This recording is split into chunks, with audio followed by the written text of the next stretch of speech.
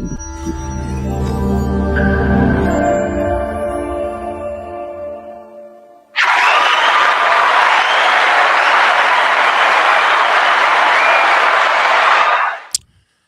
and four, what it do, what it do, what it do. Welcome to the show. My name is Kevin Barnes. I am the host of Outlaw Radio, and I'm here to bring you another episode of Outlaw Radio, the Hump Day edition on a Wednesday evening, April Fool's Day. This is not April Fool's joke. This is actually Outlaw Radio. How y'all doing out there? What's good? Tell a friend and tell a friend. Outlaw Radio is on tonight. We're going to do a little something called Black People Talking, right? And I always try to define what we do here on Outlaw Radio as Black people shit, right? So people say, well, what do you talk about? Black people shit. What is that? That is anything that is pertinent or important to foundational Black Americans. I know that that is a controversial take on things.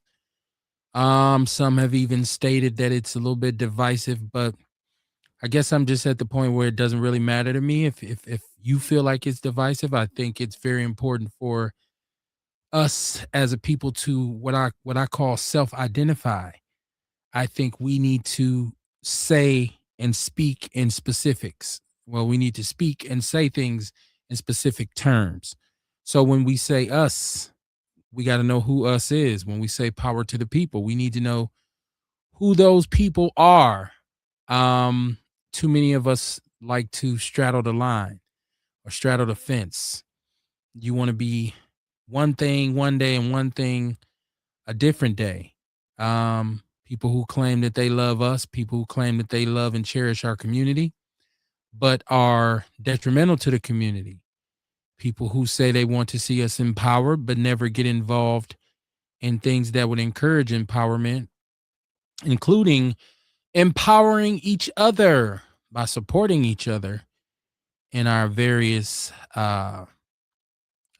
pursuits, whether it be business, whether it be social, whether it be artistic, whether it be cultural. A lot of us don't take the time to identify and support us.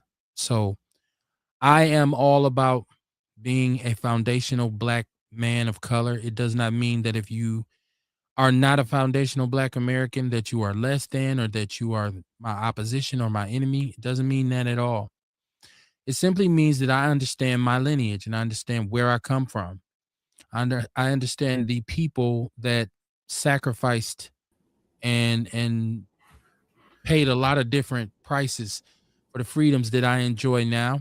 And I understand that we as a people in this country have been underserved, misrepresented, exploited, extorted, assaulted, battered, bruised, and beleaguered.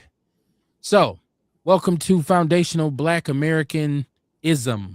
Outlaw Radio, Black people talking on a Wednesday night. Why you hear that sound for the Wednesday night? That was an accident. I have one of my co-hosts here with me. One of the Outlaws is with me, Mr. E.N.C. Jordan. I call him the fact checker. What it do, man? How you doing tonight?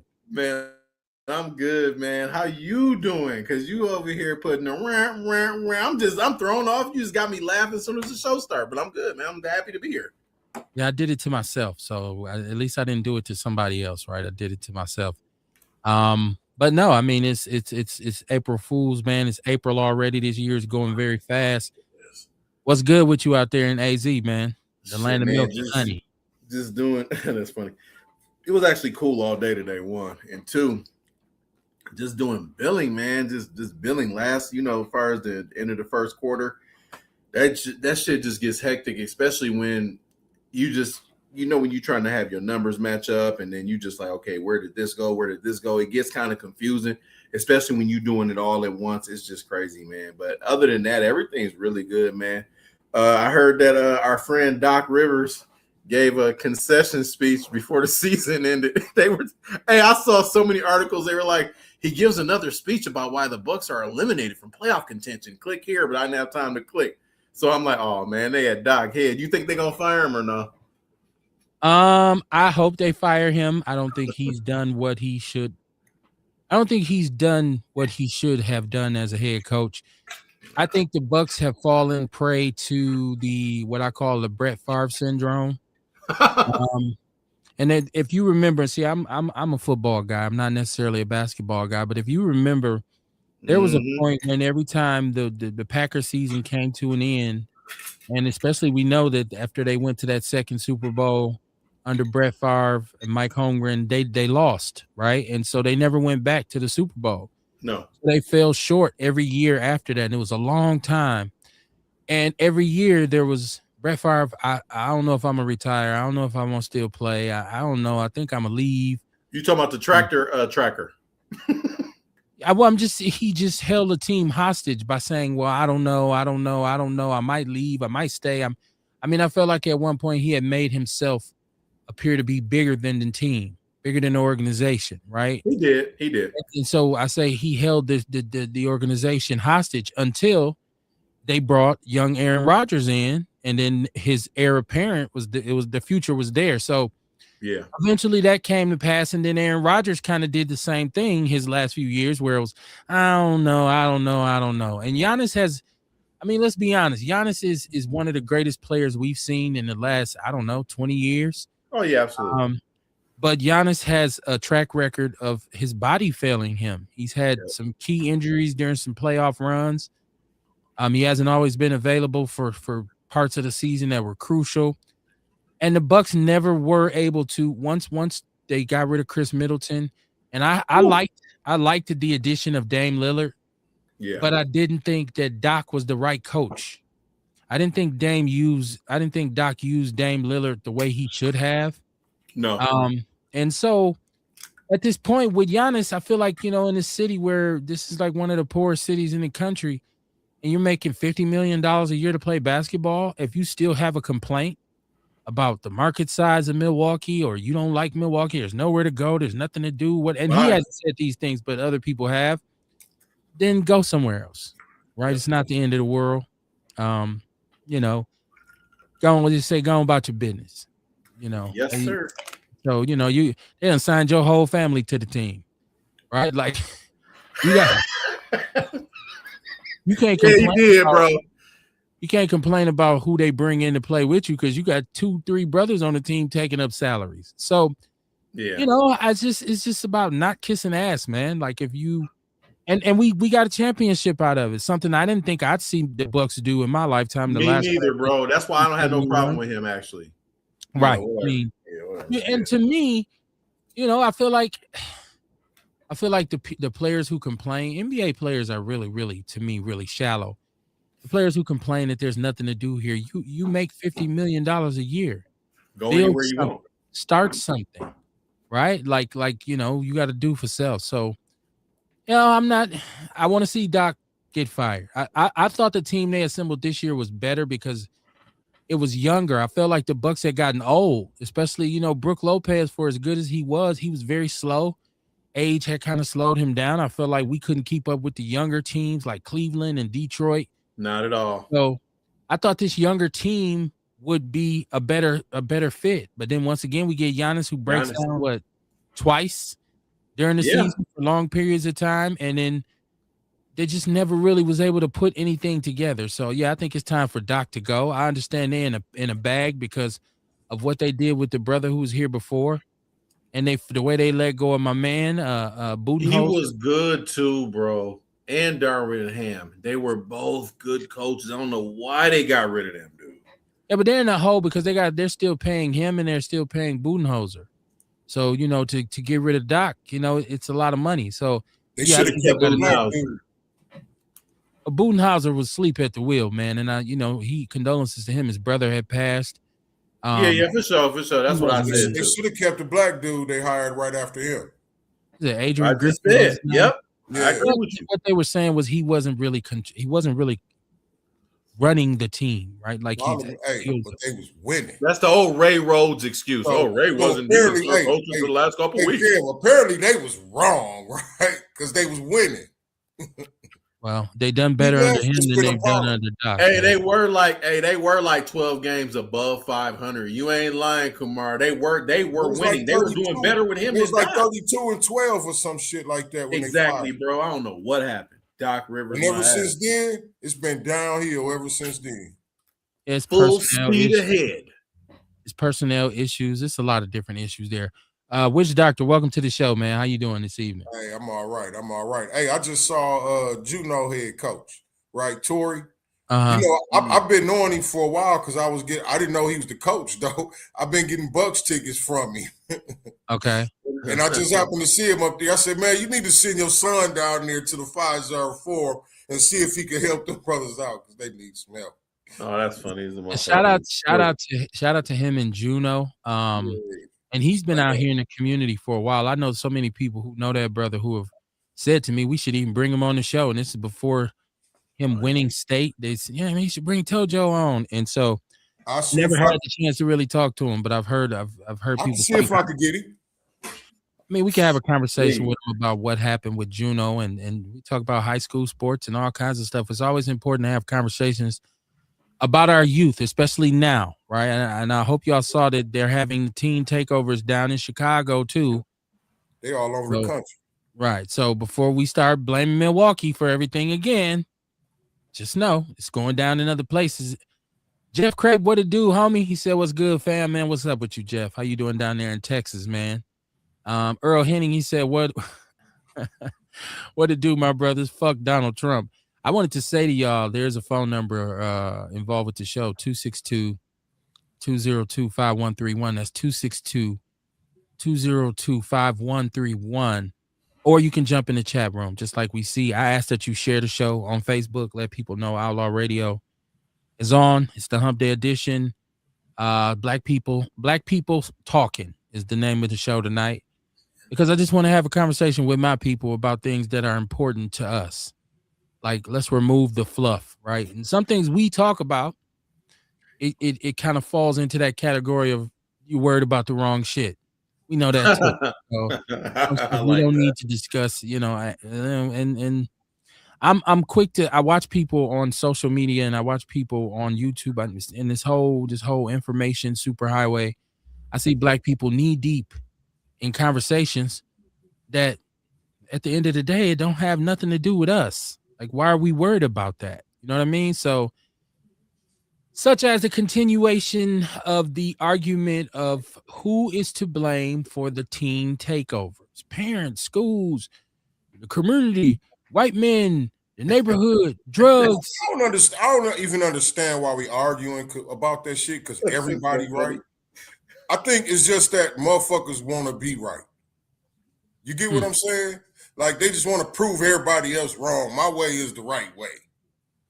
But it's all that shit. You know what I mean? Like, you got to deal with the parents in the schools. You deal with the parents in the schools, you know what I mean? You can fix problems for the future. But then we also got to worry about the kids now.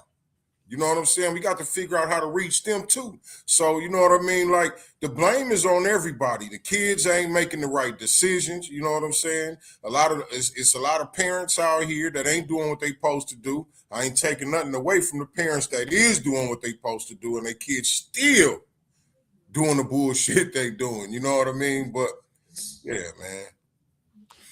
It's very hard to criticize somebody when you don't know what's going on in their household. Right. And I find that a lot of times you got people who that's what they do. They talk about what parents ain't doing or what the parents need to do. And you don't know what some of these parents have dealt with. You don't know what they're currently dealing with. So sometimes you got to be careful on passing the buck on judgment for people. And once again, I think we forget as a people that mental health is real. We have a lot of individuals who have prescribed and untreated and unprescribed mental health issues. There are all kinds of deficiencies for young kids, young teenagers growing up in the community. And so sometimes you can talk until you blue in the face, and your child will still go out that door and do what you told them not to do. So I thought you were referring to Trump supporters, because I got a buddy who just posted something that Trump said, and he has solid fatherly advice. Man, yeah, what is wrong with these people, man? Jesus Christ. yeah. Well, we just said that some black people talk in terms of worrying about the wrong shit. Like if you're a black person and you walking around quoting Trump, you know, I feel That sorry shit for you. sounds ridiculous. It is. It's very asinine. It's very asinine. It's just, you might as well just say, "Hey, Master said." That's what you might as well say. I'm gonna have him watch the show too. I'm gonna send him a link and be like, "Hey, we're on." Earl is referring to the youngster who plays for Juno. He said his daddy is Tojo. Yeah, we know. That's what we were talking about, Earl. He said mad kids don't give a fuck about nothing. Nope. Yeah, I mean, you know, getting caught up in the moment. Sharita Shaw, how you doing, my sister? She said, "Good evening, Outlaw family." What up? How you doing? How you doing? Please share the show. Please share the show. Ace Cooley in the chat room. But yeah, I mean, and then I think like it's important for somebody to stand up and say, "Hey, if we keep arguing about the who's to blame for so long, eventually we're going to get to the point where we forget to come up with solutions to deal with whoever or whatever is wrong." Yeah. So I think we need to shift the tone right now and say, okay, if it's a question of foul parenting, I should see several programs come to fruition that encourage people to attend so that they can learn parenting skills. You can do that, right? And information is a lot of times free. So if you are an expert on rearing children or family structure, then you should be getting involved with other people to say, "Hey, let's come up with some groups for the community," because we do have a lot of young parents. And so let's offer them the opportunity to go and take parenting classes. It's just that simple. It's just that simple. It's not really that complicated, man. Like I said, I think we totally, each issue comes along and we kind of forget about things that are important. Like, yeah, they went and caused some ruckus at a mall in Glendale or you know, or in Wauwatosa or whatever. But on the north side of Milwaukee, the streets are running red with blood. We still need to be putting some pressure on our leadership to tighten up and come up with some comprehensive plans to at least try to curb some of this violence. I get it. There's no overnight miracle. There's no pixie dust to be spread. I get it. I'm not totally stupid. I was born at night, not last night. But I do think it's within our best interest to put our best foot forward in coming up with some alternatives for our youth. Meaning we got to get down on these bricks and we got to get to these youngsters and let them know, here's an opportunity for you to change the page. I'm gonna offer you a career program. I'm gonna offer you some training for some trades. I'm going to offer you an opportunity to get a CDL, to get to operate HVAC, to repair HVAC, CNC machining. All of the industries that are popping right now, we need to connect our black children to them because the white kids are connected to them. Right. And they trying to run companies. They trying to run those companies. They ain't thinking about working for them. They got their mindsets different. That's where we got to get our kids' mindset. Right. Well, you got to prepare these youth for the future, man. And I get it. It's going to be a large number of them who aren't going to listen. But there's a positive, there's a silver lining to this because what you can do and what you should do is go ahead and build a youth detention facility in Milwaukee and employ people from Milwaukee at this facility and make it so that people who have children that are in these facilities don't have to drive how many ever hours to Wales or Ethan Allen or wherever these programs, wherever these prisons at, put it right in the city. You know, you got enough vacant buildings. I said we should have took that Master Lock thing, and you see the individual who purchased the Master Lock building, that fell through, and so yeah, make that a youth facility. How much were they trying to purchase? That's around the corner from my old neighborhood. How much were they trying to purchase it for? Thought it was in the neighborhood of $2.5 million or something like that. Now you saw how big that is, Kev, and for that to be only $2.5 million, oh my God, that's not bad at all. I know it costs money to get it right, so to speak, but still, what were they planning on doing with it? there was this mix. There's this, the trend now is mixed use. So there's residential, there's retail, there's all kinds of things where they go into. But to me, it's always a bad idea to go and take something that once brought money to the neighborhood and replace it with something that costs money. So you're taking away jobs and employing people so that you can have a place for people to live. Well, who's going to live in these facilities? It's going to be impoverished people. It's going to be poverty on top of poverty. So it just produces is what I call ghetto additions. So I like that. Let me look at my chat room. I see you, Aaron Brown. He said, "What it do? What's going on, man?" He's out there in AZ with you. Oh, really? Yeah. Chicago win, man. Oh, One nice. of my brothers I grew up with, knee high to a flea. Roger Zeladine, West Side, what it do, man? He said accountability. There's no more. Too many crutches to lean on. He said single parenthood, poverty, gangs, and badass kids is not something new. No or too wrong messages, too many wrong messages, no messages or too many wrong messages are being spread. Well, anybody who tuned in Monday, in which we made our glorious return back to the airway, I loved it. that was a great show. It was great conversations about accountability and what that looks like. And, accountability is an interesting concept. But I think right now what we got to do is sit some of these youngsters down and really go over what accountability is and what it means, because it's not just one thing. It's multi-tiered.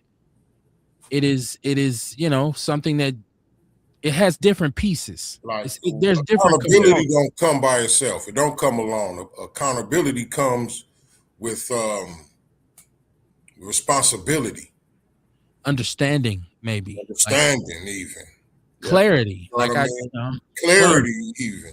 You know what I mean? And I say that because you know what I mean. When you understand what you're doing and you know it's wrong, you got the opportunity to make the right decision.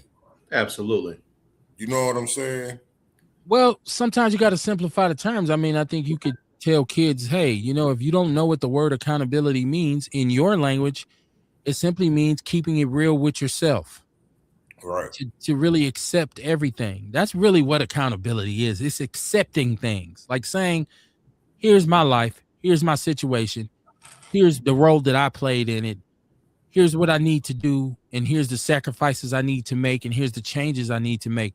Really just accepting a lot of different things. And so we got to sit these youngsters down and talk to them about it if we can get their attention. Because I think at this point, we're so worried about Trump and this war and this economy, and just a lot of times for parents, just keeping a roof over our head and keeping some food on the table, we may have missed our children a little bit. We may have kind of missed out on really being able to hand them gems, or they say one to grow on. Ewok, I see you in the chat room. Walks World, he says. Shout out to you. Ewok, I got to hit your line, man. I was knocked out this morning. You gave me a call. I was knocked. You wake up and you got slob on the side of your face. Like, how sleep? God, yes. It was one of them sleeps where I looked at my phone like, damn, somebody called me. I did not know. Rita Shaw says Master Lock had something like asbestos in it, so they couldn't make it into nothing. Oh, okay. I would have to look into it. I don't know exactly what the details were. I just know it fell through. Earl, you are right. City Hall needs to change tomorrow. City Hall is, what's coming out of City Hall besides property taxes? Like, it's just not it's not in a good place right now. I have no faith in our leadership structure in Milwaukee. No faith. Kerry Walker Jones said the old Walmart in Midtown would be a good location. I'd like to see Midtown go back to something retail. Oh, yes. Retail oriented, because I'm going to tell you, one of our issues is, and one of our children's issues is that when you want to go to a mall or a shopping facility, you do have to go to Glendale or Brookfield or Wauwatosa or Pewaukee or wherever you're going. It is a shame that we are the largest city in this state and we don't have a mall in our city. We don't have a movie theater. Hey, do you think that could be partially our fault too, though? I think there's a lot of things that play into it. I think definitely there's always some responsibility we have to accept when something in our community goes bad. Because I we don't was think talking we're about the it the sole other day. problem. Like, we was talking about it the other day. We used to do our dumb shit. Remember Capitol Court? They used to meet up at Gold Mine for gang fights. I remember Gold Mine very vividly. I You know remember what I'm saying? Court. Like, you know what I mean? And I'm just mentioning He that. said very We talk, vividly. we talk Oh about yeah. the young. We talk about the young people today. You know what I mean? And why they can't go nowhere, how they going and messing everything up. But we did all that same shit back then. In fact, we might have started that motherfucking trend of tearing Oh, shit up absolutely. everywhere we go. Yeah. You know what I'm And saying? So that's why I say, like, and then like the boosting was at an all-time high back then when we was grunk coming up, man. You know what I Yeah, mean? it Like, was. so that's why I say, like, you think maybe we may have played a part in some of the malls and shit closing down here? Absolutely. I'm sure. There, I'm sure. I'm yes. sure we did. Listen. Once again, I'm not one of those black people going to try to skirt responsibility for the part that we've played in Right. some of our own setbacks. I done created a habit of that for myself. You know what I'm saying? Like whenever something is up, you know what I mean? I look at myself. I try to find my own fault in it. Let me see in my chat room because I don't want to miss anything. A says we need to figure out how to build this community back without all of the wild shit. And Earl Hennig said, lock them up and throw away the keys and do it to some of them kids. He said, I'm sorry. Kayla Calderon for Justice. How you doing? Kayla Calderon. I don't believe you've been with us before. She said Midtown should be converted to a youth activity center. I think to believe that you're going to build a mall or a place where people are going to gather, especially in a retail sense, and there won't be something going on is foolish. Just like you just referred to when we were young, to go to a Northridge, to go to a Grand, to go to Capitol Court, Southridge, whatever, what have you. I've seen fights at all those places. So my point is, yeah, we had issues where the youth have always been restless, right? Like, so I just think you have to have safeguards in place. Like, you need to have security if you're going to build and you're going to have this many young people coming through processing whatever it is that they're processing. You need to be proactive with your security and accept it. Yeah, because what they've done is even at Mayfair, look at the protocols they have in place for young shoppers or young mall goers. Like, you can't be there after a certain time. If you don't have somebody with you, you got to have your ID. Put that stuff in place from the start, right? And then make sure that it starts off right. Because they say what starts out right goes right. So let's know that we got to have stopgaps. We got to have safeguards for our young people. It's just necessary, and that's the way it's always been. I said I believe Midtown should be converted back to something retail because right now in this city, we don't have major retail outlets. Why do we have to go to the suburbs, places that don't want us there anyways? Hey, I was going to say, Kevin, do you know who Kayla Calderon for Justice is? I do not. That's what and I'm hoping Kayla is a female. Yeah, I just was looking at the page, and I just want to everybody please go follow that page. I'm going to read something very quickly. Voiceless Angel, Kayla Calderon, and Loving Memory of Kayla.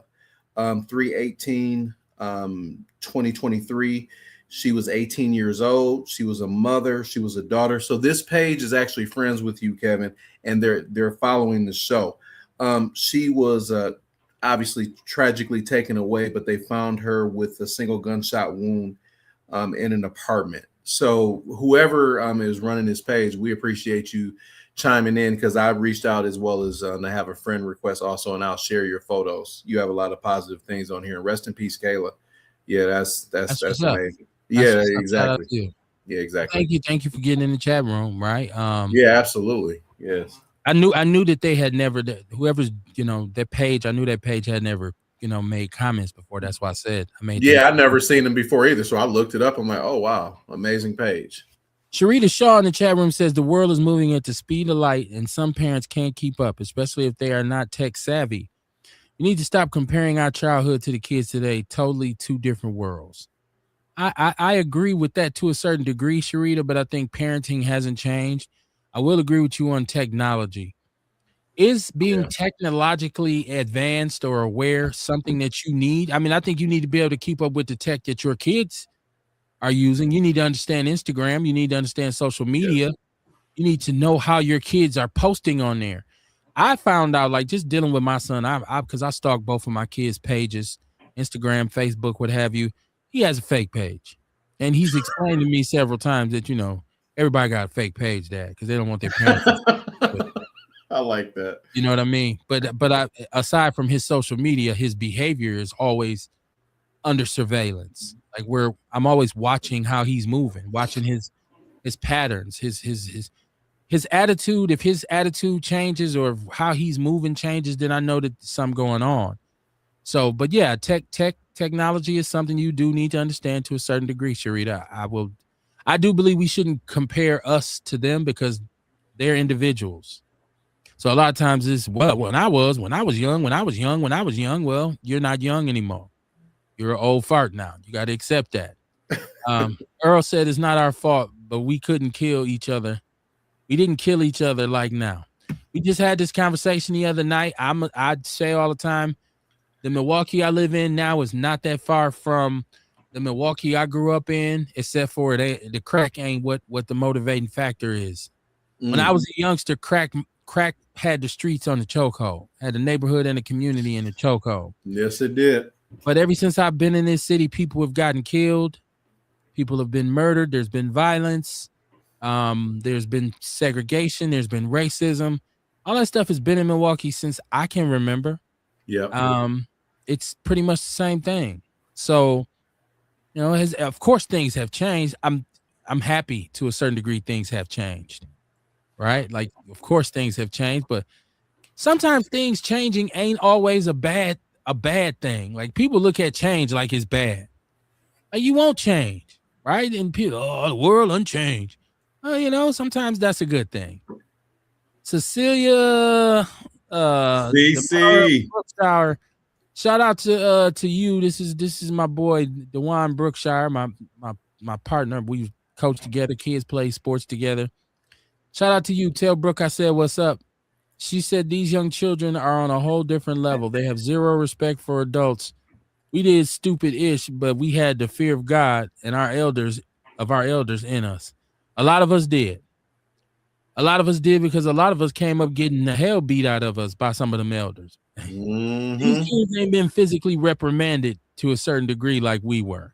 Like, my mother ruled. She ruled with an iron fist. So, my mother had a saying. She say, you go to the store and you get to acting up and you get your ass whooped in the store. You acting up in school, she come to the school and whoop your ass. And you say, you can't do that to me in public.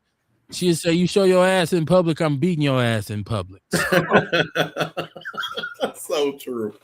So true. You want to act out in the store, I'm whooping your ass in the store. So a lot of us, they made these laws and these regulations where if that was some of the shit my mother did to us in Kmart would have been on Fox 6 and goddamn, it would have been nationwide news back in the days if they had them cameras on.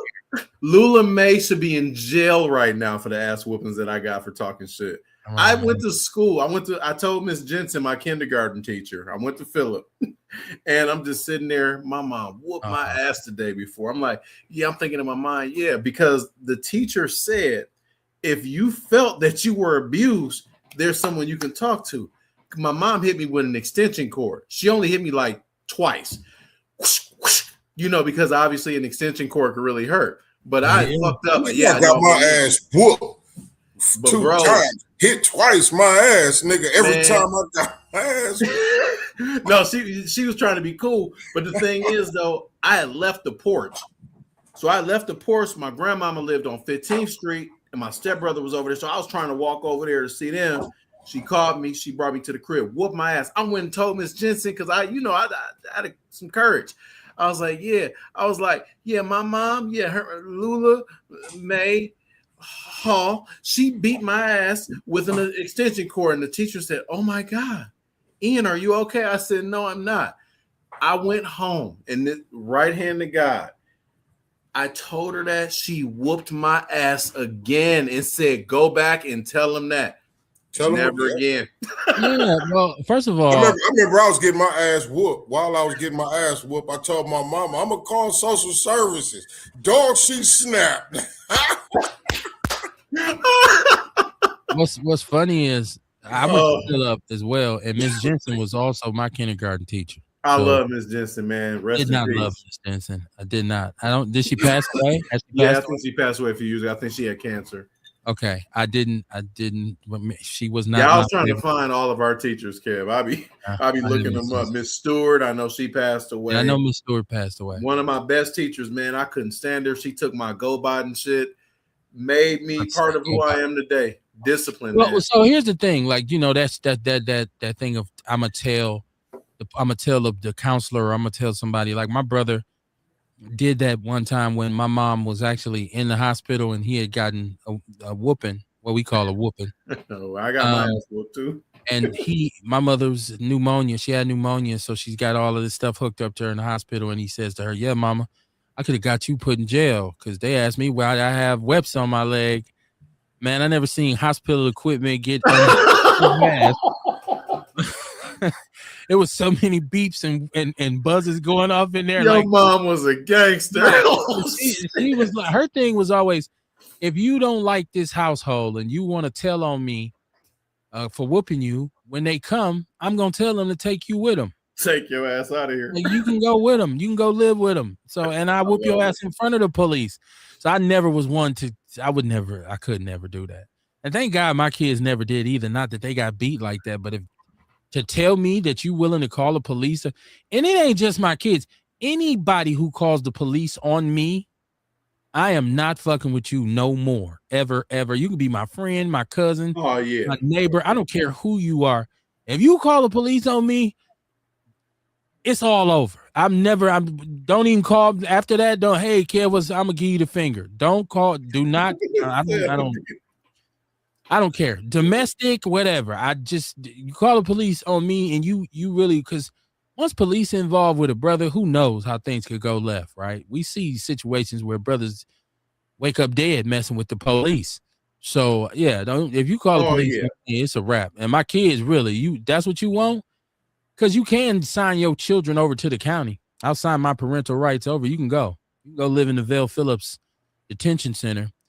Carrie Walker Jones, she said, my kids heard me play Cap D Coming and shook their heads while saying, y'all started this mess. Hey, man, I shouldn't say hey, man, but Carrie Walker Jones, you are exactly correct when it comes to, that's why I'm not as critical of the music now that I hear youngsters listen to. I used to listen to Too Short way before I was old enough to listen to Too Short. Hell yeah. And for some reason this morning in my mind, because one of my favorite albums by Too Short is Get In Where You Fit In. And Too Short had a song called Blowjob Betty on this album that was horrific. Yeah. And there's a point in time where I listened to this daily. Like, this was like one of my favorite songs on the album. So much misogyny, so much dysfunction. That's why I'm not as critical about the music as I used to be. This is Kayla for Kayla Calderon for Justice. I'm Kayla's mother. She was battered and reported dead by her then boyfriend on 3/13/2023. Shout out to you. Condolences and prayers to you. Absolutely. Thank you. Yes. Thank you for joining in with us. So thank you, moms. Thank your moms for not stopping. Yeah, I don't listen. Everything that I got a whooping for when I was young, I did it. He won't even fucking deny. He's like, nope, I did that shit. My mom was right, which they usually are, by the way. I can't think of many things that I got whooped for when I was young that I didn't do. Now, did I deserve the level of whoopingness? Yes. Maybe not, but I was guilty of what I was accused of. So I'm gonna clip this part of the show, and I'm gonna do a voiceover and say, "You did deserve it, Mr. Burns." Yeah, I listen. You because before, and rest in peace to my mom's, but I was fortunate enough to have some of these conversations with her before she passed about some, and if I would reference, Mom, remember that time like you said, Ian. Remember the time you whooped me with an extension cord? And she said, yeah, I remember your little ass was playing with fire. You put a you threw a match in the garbage can and the whole goddamn garbage can was on fire. You I almost burnt did the that house shit down. once myself. Yep. So yeah, I got my ass beat for that. But you know what the key was? I never did it again. Never. So, Never. So, you know, and sometimes I don't like. I'm not really one who favors whooping for everything because I think it's a slave master thing that we kind of was passed down the line, and it becomes the way you can teach a nigga something is to whoop his ass, right? And so I think our greats did that to their children because that's what the white man was doing to them when they fucked up. Yeah. So I'm not necessarily in favor of ass whooping as the go-to. I think an ass whooping is necessary sometimes. Sometimes you gotta get touched. What's gonna throw you off far as me in particular with my children, my 3 children, never whooped them later. I was so hard on my children when they were little, like if they let's just say the stove was on and they touched it or whatever. I was so hard on them beforehand. They never did it again. So when they got older, they just fell in line. Like they knew not to do this, they knew not to do that. So I didn't have to whoop them. Long story short, my son is a little bit different because he's a little more hard-headed, but I still never had to whoop Emerson's ass. Yeah, because he figured it out. Like he would only push me he's 9. He only pushed me so far, and then he just stops. He's like, stick around until he hit 13. Get your belt ready. And my daughter, I think girls are different listen, my daughter, shout out to my baby girl. Hey, you didn't even have to go there with her when she was growing up. Matter of fact, if I yelled at her, she would break up into pieces, right? And RJ and Raven the same way. Yeah. She's 23 and she says, like, dude, first of all, to me, you were the biggest individual on earth. So I was already scared. So I didn't want no smoke, right? But I think it had more to do with the foundation that I built with her because I've been there since day one. And so you're not a joke. Daddy. She knew daddy was there out of love, and we had so many good times that when it was time for me to, do what I need to do, it wasn't like a deal breaker. No. I can't say this name. Y'all know I murder names. I want to say Shiki Ana Diop. Is that right? Shikaya Ania Diop. Shout out to you. I don't know if you've been with us before. You may be a first time listener. I've never seen that. I would say Sheik. My guess is Sheik. Oh yeah, that's a good pronunciation. Right. If I murdered your name, I apologize. And I don't know if a lady or a brother says have these youngsters. Shout out to you. have these youngsters that partake in the goofiness clean up the trash in the community services draft. Yeah, I mean, once again, alternative programs, right? Yeah. Or you should go sit your ass in DT. I don't know if y'all remember this, but if you grew up in Milwaukee, in those mid to late 80s, and I think Brother Mike McGee Sr. was instrumental to this. They had the program for youth offenders where you'd see them with the orange vest on picking up trash. And you driving on the expressway, driving down the street, you see a bunch of brothers with their vests on, like, oh, them dudes must have fucked up. You need to bring stuff back like that, man. Yeah. Kayla Coleman. Hey, make them do that. Give them time like jail. 90 days. Hey, put them on chain gang. 60 days. Kayla Calderon for justice. She said the youth are under a lot of stress. Absolutely. What they stressing about, right? Like, how can I beg my parents for more shit that they can't afford? I mean, I get it. There's a lot of pressure in being young. Like, yeah, it is. Yeah, and you have to deal with it. I was gonna say too, though, Kev. I know a few of the members, as far as that, come to our program. It's exactly what you're saying. Like the things that we might just be like, whatever, they bother them. Like if they start paying attention to politics and what's going on in Iran, dude, they take that shit way different than we did because of how we were raised. We just like, okay, this is how it is or whatever. And our generation, we're problem solvers. That's why I've been so successful in my life, as far as in business and things.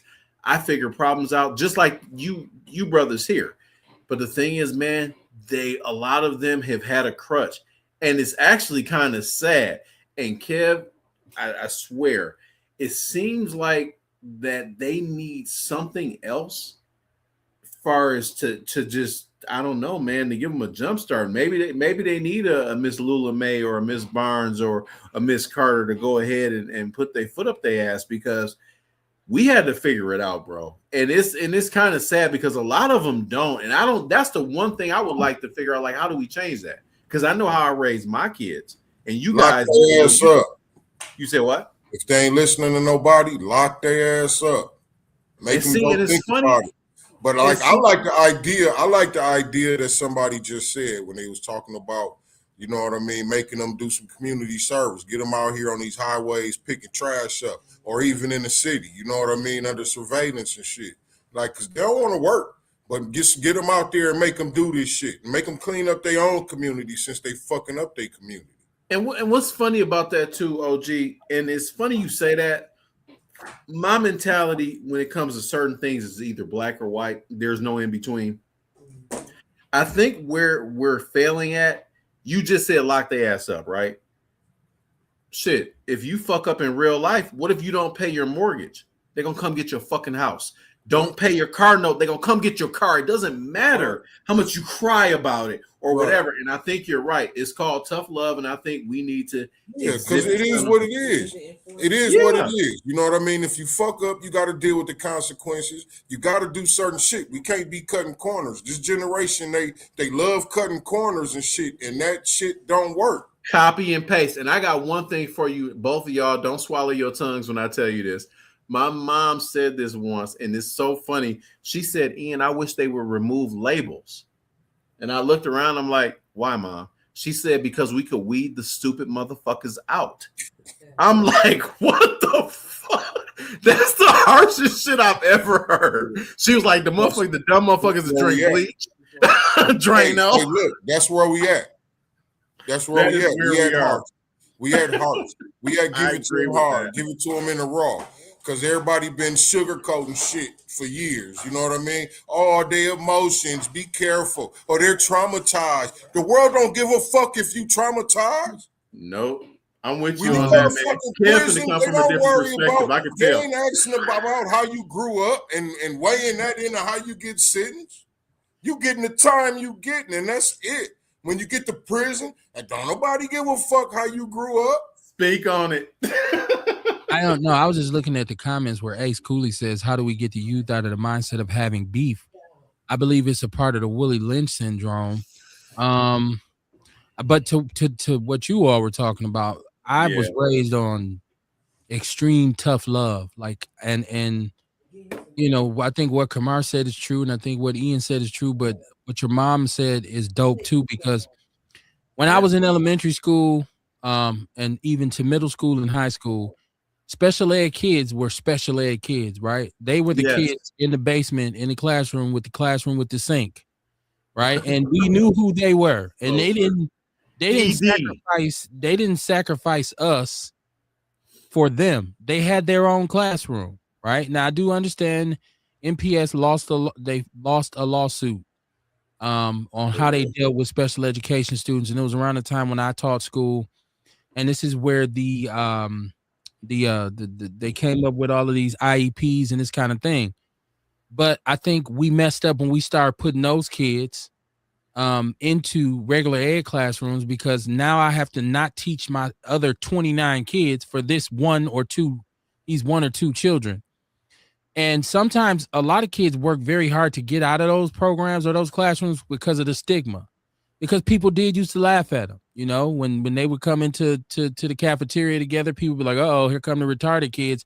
Like, now you can't even say the word retarded, right? Like, so I'm with your mom. Like, forget the labels. Let's just and let's just start calling a spade, right? Like, so even at Phillips School, they had reading center. So the kids who had problems reading, like 2 days a week, Miss Shingalinger, that was her real name, would come to the classroom and get them to go to reading center. Nobody made fun of them out loud, but you get into a rib contest, somebody's going to definitely say, that's why your dumb ass got to go to reading center, because you can't read. So that kid, he's going to work his ass off to not have to go to reading center no more. So I think to just really start giving kids the real, like I said, I grew up tough love, like my mother or my dad or my aunties, that my uncles, if you in my family, you know, they didn't really care what they said to you. They'd say it to you, you know, what the hell wrong with you boys? Your ass retarded, you dumb, you must be one of them slow kids. Exactly. And you're like, what? How you gonna say that to me? Get your shit together. And so, you know, I think. There's I'm no sorry. telling what my mom like. I don't think there's anything she wouldn't say to us in terms I, of being honest with us. I was gonna say, Kev, just to add to that, and God bless Mrs. Barnes. My mom, I gotta thank her every day, because if it wasn't for her, I'd be soft as a motherfucker, man. And it's funny because I literally, any issue I have, I can figure out. And if it's something that I know I need help for, I know how to reach out and figure things out. And in addition to that, let's say I need some type of service, like, man, I can't figure this out. My car is squeaking. Where do I go? I don't sit there and wait for my fucking ball joints to fuck up on my car. I know how to find a mechanic, but I can find a mechanic without freaking having Siri tell me to. So I just, yeah, man, I thank God for my mom and my dad too. You know, both of them, and my Yeah, stepfather. if common Yeah, sense was common, right? Like yeah, bro, so, it's not like that now, dude. It's actually kind of sad, to be honest. it's more or less. I think people in general, not just kids, but people in general, lack critical thinking skills. Oh God, yes. Like kids, so if you can sit and talk to somebody about their issues, and they'll start to tell you, and you'll be confused and say, "Well, why don't you do so and so and so?" And they'll look at you and be like, "Well, no, I didn't think about that. I didn't look at it like that." I didn't So look at it like that. Earl Henning says Donald Trump dumbass is on. I'll have to watch the highlights later on. He said not kids killing kids. Sharita Shaw said tech savvy is for the parents to find the resources that's not provided to get their kids involved in things. Well, do you know what your kids are involved in? I think that might be the question. I do have a caller. This looks like an Arizona number. Caller, is this Ace? That's Ace, probably. Of course it is. What up, Ace? What's going on, man? How you doing tonight? I'm all right, checking out the show, man. Hey, what do you do? I mean, yeah, I really believe we need to go back to some of those things. Because, I mean, like you're talking about that trash cleanup, that was a form of shaming. And I ain't gonna lie, because what'll happen, you're supposed to be this top-notch whoever, whatever you're supposed to be. And you see your homies driving by seeing you picking up trash. How that's gonna make you? How did that make you? Especially as an adult. But on the other hand, too, I mean, I believe in the tough love, but also, man, what helped me out too, man. It was a big program they had. It was a mentorship, Partners for Success. While I was going to Bayview, but that was us mirroring predominant men of high status men in different fields, bankers, attorneys, businessmen. You know what I'm saying? So people can see so the kids can see what that life is like. I just think we've gotten so far away from influence to the point that we focus more on or at least the kids focus more on entertainment and everything that's negative going on in the community. So it's just, I don't know if they have anything positive to look at. Does that make sense? Right. You making sense. I mean, it all makes sense, man. I don't want to be that person that's shooting down somebody else and no, that ain't what it is. Like, but it's just things like that because we don't have any mentor programs anymore, from what I can see. Well, they still have some here in Milwaukee. They still have some, but they are not everything in terms of socially improving or assisting people, social responsibility. All those programs are here in Milwaukee, but they're so turned down right now. It's just like activism in the city. At one point, we had this spirit of activism where people wanted to demonstrate and march and make statements. A lot of that stuff is just falling by the wayside. The spirit of that is not here. So you got a lot of mentorship opportunities here. But the $1 million question is, how do you get these young men to accept it? Because I can be a mentor all day, but if I don't have kids who, willing to say, hey, I'm willing to accept this. Because a lot of young men, especially if they got daddy issues, they're not going to come. They're not going to say, hey, okay, let me listen to you. They'll tell you, oh, what's up, OG? What's up, Unc? What up, school? And all this. But they don't want, when you start telling them something positive, they're going to turn a deaf ear to you. Let me go to chat room, y'all.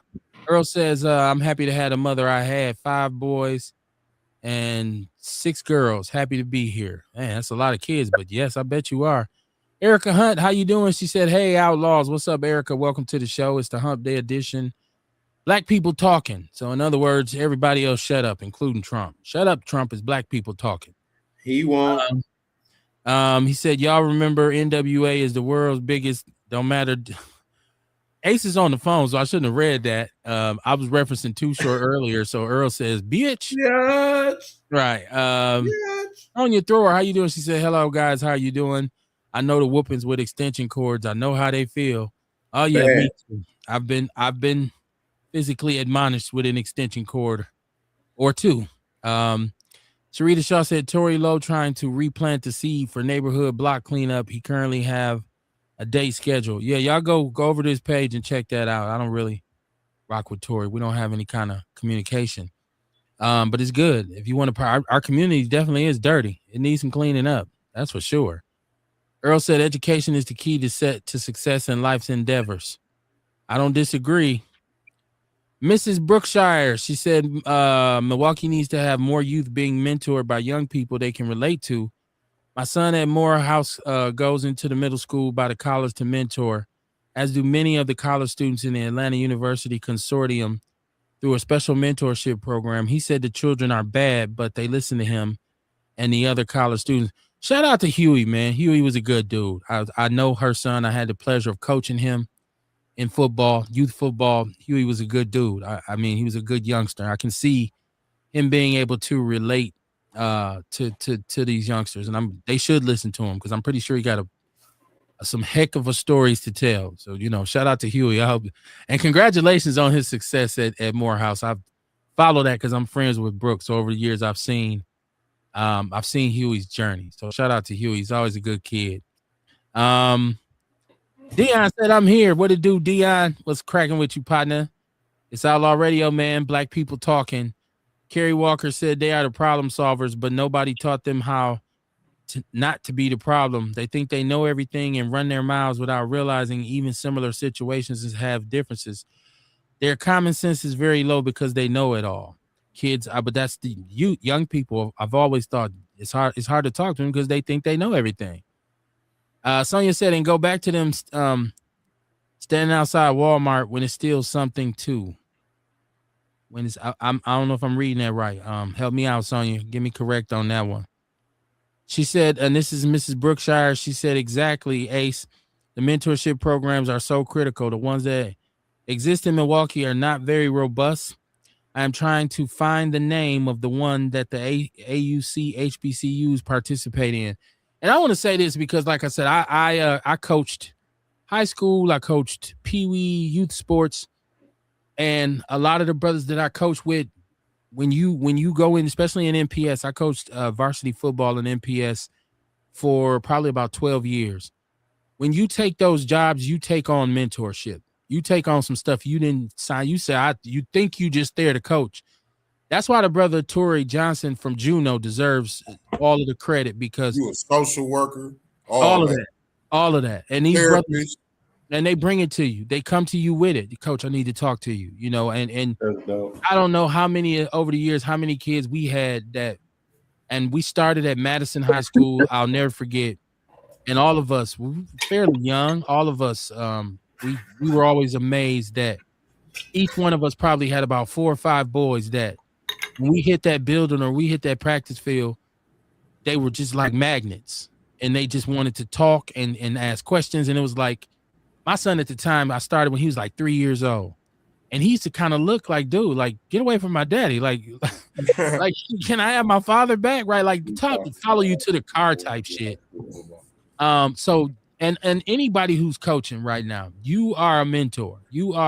I still talk to a lot of my players. I'm friends with Facebook. A lot of my ex-players, they reach out to me on birthdays and stuff like that. And coach, man, I want to thank you for this or that, or they'll bring up something. Remember that time, coach, so-and-so and so. So, yes, that is where a lot of young men are getting their mentorship from now. And it really shouldn't be more about whether or not you're going pro, but are we engaged in character development? And that's what I always try to do with any kid who played for me. Like, what kind of man are you going to be? And discipline. Yeah. Well, part of this is the game. And so you have a bad game. if you want to talk to me about it, first of all, I want you to be able to admit where you messed up at and why you messed up. Accountability. How you missed this play, coach? I missed the tackle. Why did you miss the tackle? I didn't have my feet right. I didn't have my hands right. I want you to tell me why you messed up, and then I'm gonna say, okay, now let's fix it. Let's figure out a way to do it better. And so, hey, look, I had some boys that went to college that went and played ball that would have never ever seen a campus when I first met them. Going from that person I first met into, the young men that they became. There's several of them who will say, hey, man, I never even would have thought I'd have played college ball, Coach Barnes. You was mean as hell, but you was the best coach I ever had. It was a tough love for me. I'm not here to be your friend. I'm here to coach. I'm an adult. You're gonna respect me as an adult. Go ahead, Kamar. You know what's crazy? Like we y'all just sat up here and talked about a whole bunch of brothers, including yourselves, who above and beyond for these young boys that's lost. You know what I'm saying? Helping them out. Why ain't no outrage about that? Why is there no outrage about then what? When you got kids, but then all the kids and shit, they get all the, you know what I mean? But like, we need to start bigging up the brothers that's out here, because these ain't y'all kids who y'all working with. You know what I mean? It's a lot of brothers. We got to figure out a way how to put the spotlight on brothers like this. You know what I'm saying? Different brothers around the city. Be able to put the spotlight on these brothers, man, and make an uproar about them. And you would love to, Kamar. See, everybody crying about the ones that's doing bad, but then it's a bunch of brothers that's really out here working. Well, you want people to get their shine, but I think the thing is, when you go into these kinds of situations, you don't go in there for instant gratification. I ain't saying it like that. No, I'm saying I'm speaking to because most of them don't want, because I know in particular we were on at Madison, especially one year when we were winning out. You understand what I'm getting at? And the news came and did reports. The newspaper came. We were on Fox 6. All of us as coaches were uncomfortable with it because we felt like that's not why we do this. Like we felt like you don't really expect, if I had teachers, we would have teachers and people from the school come up to us and say, listen, we really like what y'all doing. These boys are learning accountability. I watch how y'all deal with them. I watch how they relate to y'all. They express their appreciation is what I'm saying. But I hear what you're saying. Like maybe I just find a way to show my appreciation, and maybe every month I'll just pick another brother. There you go. No, it's funny you said that, Kamar, because that's exactly when you were saying that, it was kind of computing in my brain. I'm like, hold on, like every month, like give some type, like invite them to the show or something like that, and be like, hey, for your work in the community, thank you for everything you do, and just say something. Yeah, you know what I mean. I'm just saying, like, start highlighting motherfuckers that's doing good shit, because it's a lot. I'm saying that because another reason is because brothers need to see that. Brothers need to see that it's okay. Like, you know what I mean? It's okay to do shit like that. This the shit that we supposed to be doing. Yeah. There's so many kids, like we talking about all these kids that's running around with nothing to do. What if more brothers stepped up and start taking on positions like that to be coaches and shit, so they could start grabbing some brothers, and you know what I'm saying? You see what I'm getting at? I actually completely. I ain't saying throw no party for a motherfucker, but you know what I mean? What you're saying. But I would also say this. Consistent appreciation of somebody doing dope shit like this, brothers doing dope shit. But I would also say this. Everything ain't for everybody, right? And so there's a lot of brothers who would probably want to coach but can't, because coaching is a science. It's an art form. It ain't easy. And the higher you go, the higher level you go, the more intricate it gets. Well, I just use that as an example. I know exactly what you're saying. I know what you're saying. I'm saying I think brothers need to be in their own lanes. I think if that's your lane, but I think what we need to understand is everybody has a role that they can play. Yeah, you got mechanics, you got painters, you got plumbers. I think what you're looking for is the leader. I just use that because we talking about y'all right now. Right. But I'm just saying it's all type of lanes. Like even with me, you know what I mean? What I do. Yeah, everybody has a Same role. shit. Everybody can play a role. Yeah, Some of but us more, just I'm need just to be. saying we need to honor brothers that's doing all this dope shit. I don't disagree. It I could don't be the disagree. different shit. You know what I mean? But like shit, it could be our uproar. Cause men don't get a lot of the action and accolades that they should get. You know what I'm saying? And like we got brothers out here that's working with the community. Like they family suffering because they out here in the community. Yeah, you know.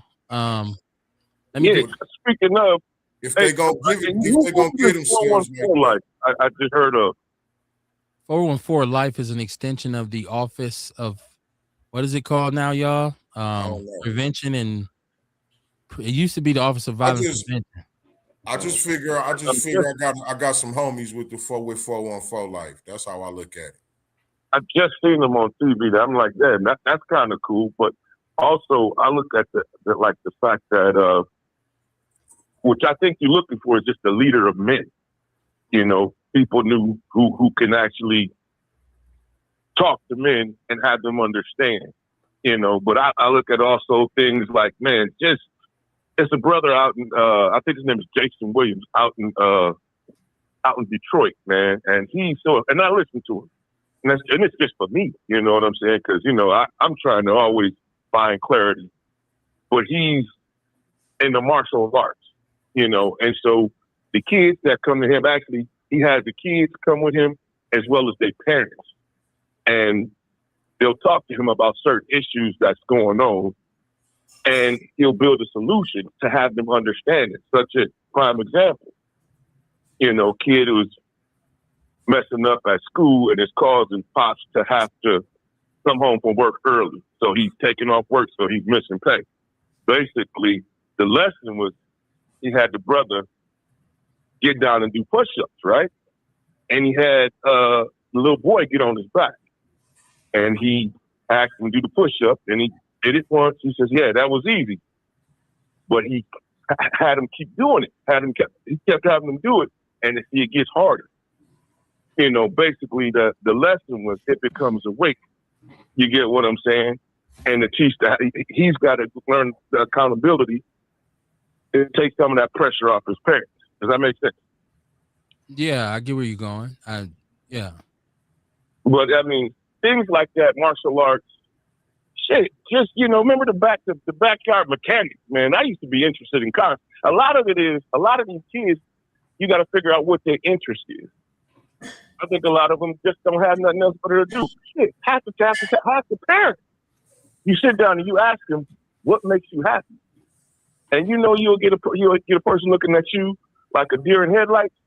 They don't know. They don't know. Right. Is it the money? Is it money? Is it something of material? But I also agree with Ian when he says take off the labels. Now I don't know if he meant as far as labeling us personally, but like I believe you go to school, I think you need to get them out of the Guess and the Nikes and whatever else, because a lot of that is social status. We need to build community, man. Community has to be important to us because right now we don't have one. We have a bunch of ops. We have a bunch of contenders. And when we look at each other, we automatically look at that as an enemy. And for what? You know?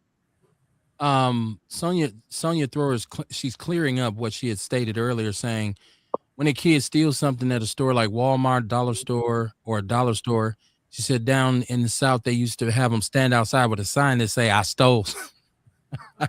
That's that humiliation factor, right? It's the shame factor. Earl Hemming says he comes from that lifestyle and he knows what they need to make it in the real world. Who you speaking of, Earl? Are you talking about the brother Tory Johnson? Carlos Radler.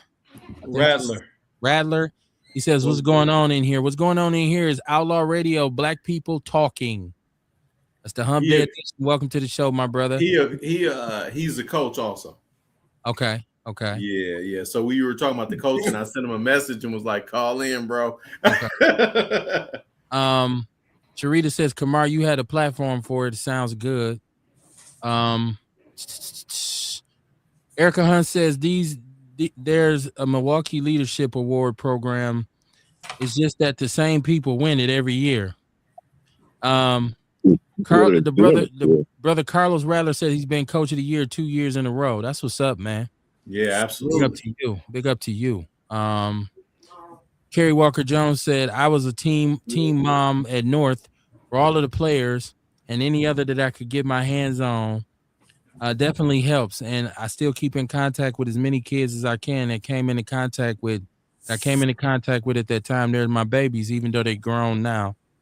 Sharita Shaw says the reason why the men's involvement is limited because I've been told that it's draining and the city does not give monetary resources to the grassroots. They continue to give salaries to the elected officials. They only pop out during election time. Earl Henning said, keep up the great work. Brother Carlos says, it's getting hard to coach in the city. The kids are not dedicated to sports like that anymore.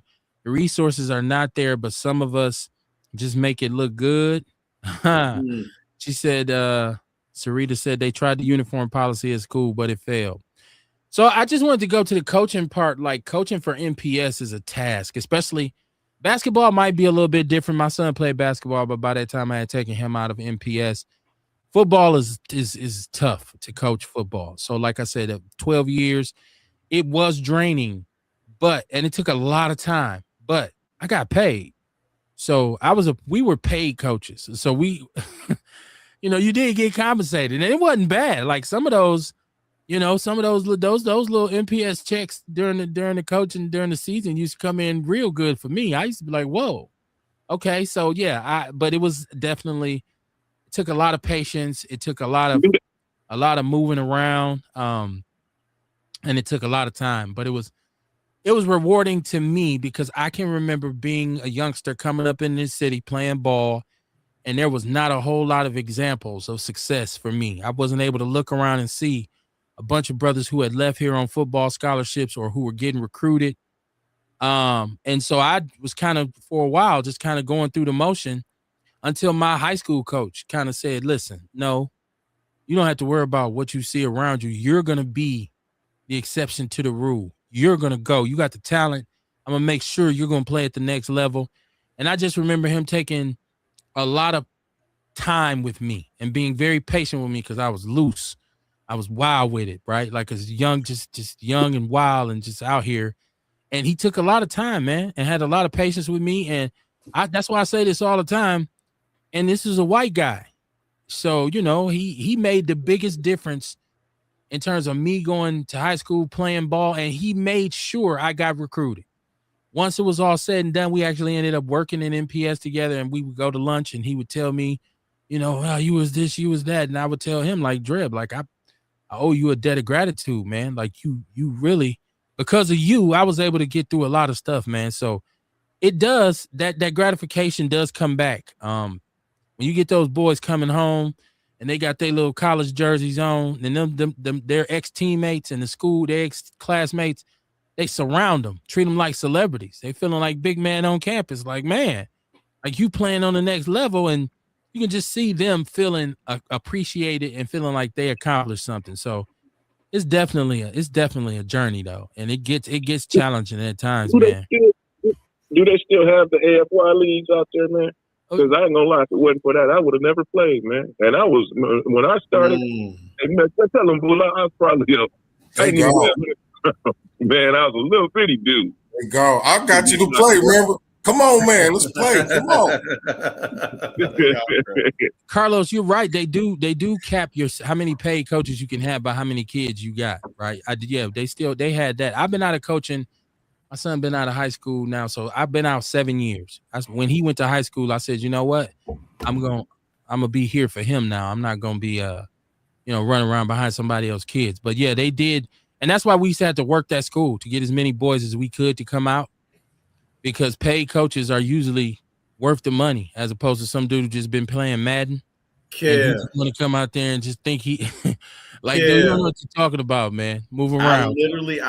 I don't know if he can talk about his situation, what happened in Washington, and his situation. I don't know, Carlos. I know you watching right now.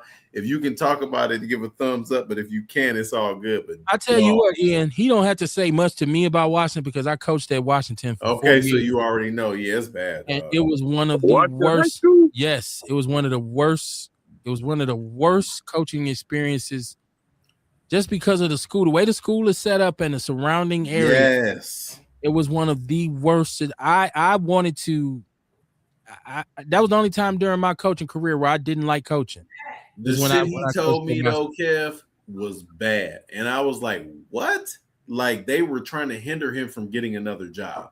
That's how bad it was. I'm like, "Oh hell no!" No. Yeah, Washington was. Yeah, man, it was a challenge. We didn't have a lot of cooperation from the building. We didn't have support from the building, so we was left. Oh, you had that issue too on our own. We had an athletic director. I ain't gonna say his name.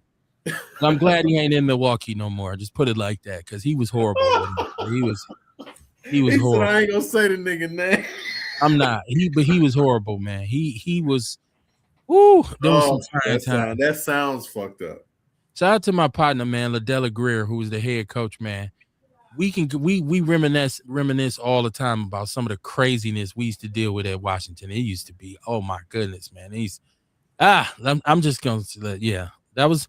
I actually was done after I left Washington. I'm like, I'm done with MPS. I ended up doing, I think, 2 more years at Obama because I went with Coach Greer to Obama when he left. So where is that? What is Obama? That's the old Custer. Oh, Custer. Okay. I'm Girl glad Obama got a school. I like dude, man, more now than I ever did before. I like President Obama. He said, I love seeing $2,500 on the check. I bet you do. Everybody does. David King, my brother, how you doing? Welcome, man. I want to get into some politics. I'm glad you're listening. I told him to call I want to get you on the show. We've been trying. I had to take a hiatus. We took a very long hiatus. For anybody who's not aware, we were off from January until last Monday. So, that's a long ass time. A long hiatus, man. I miss it, man. My life has been better now that we back on. I'm sorry. Well, I hope so. Shit, we held it down, Ian. We held the visibility down. Bro. It just wasn't Outlaw Radio. We held the visibility down. Read the comment. Dog, work has been so stressful. Like, business has been so stressful. It's like, man, because this is a highlight of my week. Monday and Wednesday, and I wasn't having that. I'm like, oh, my God. I had 2 people. I ain't gonna say her name. She watching right now. But she was like, you need to go back to doing your thing you were doing with your guys. You need to do some more service to the community. I was like, man, oh, wow.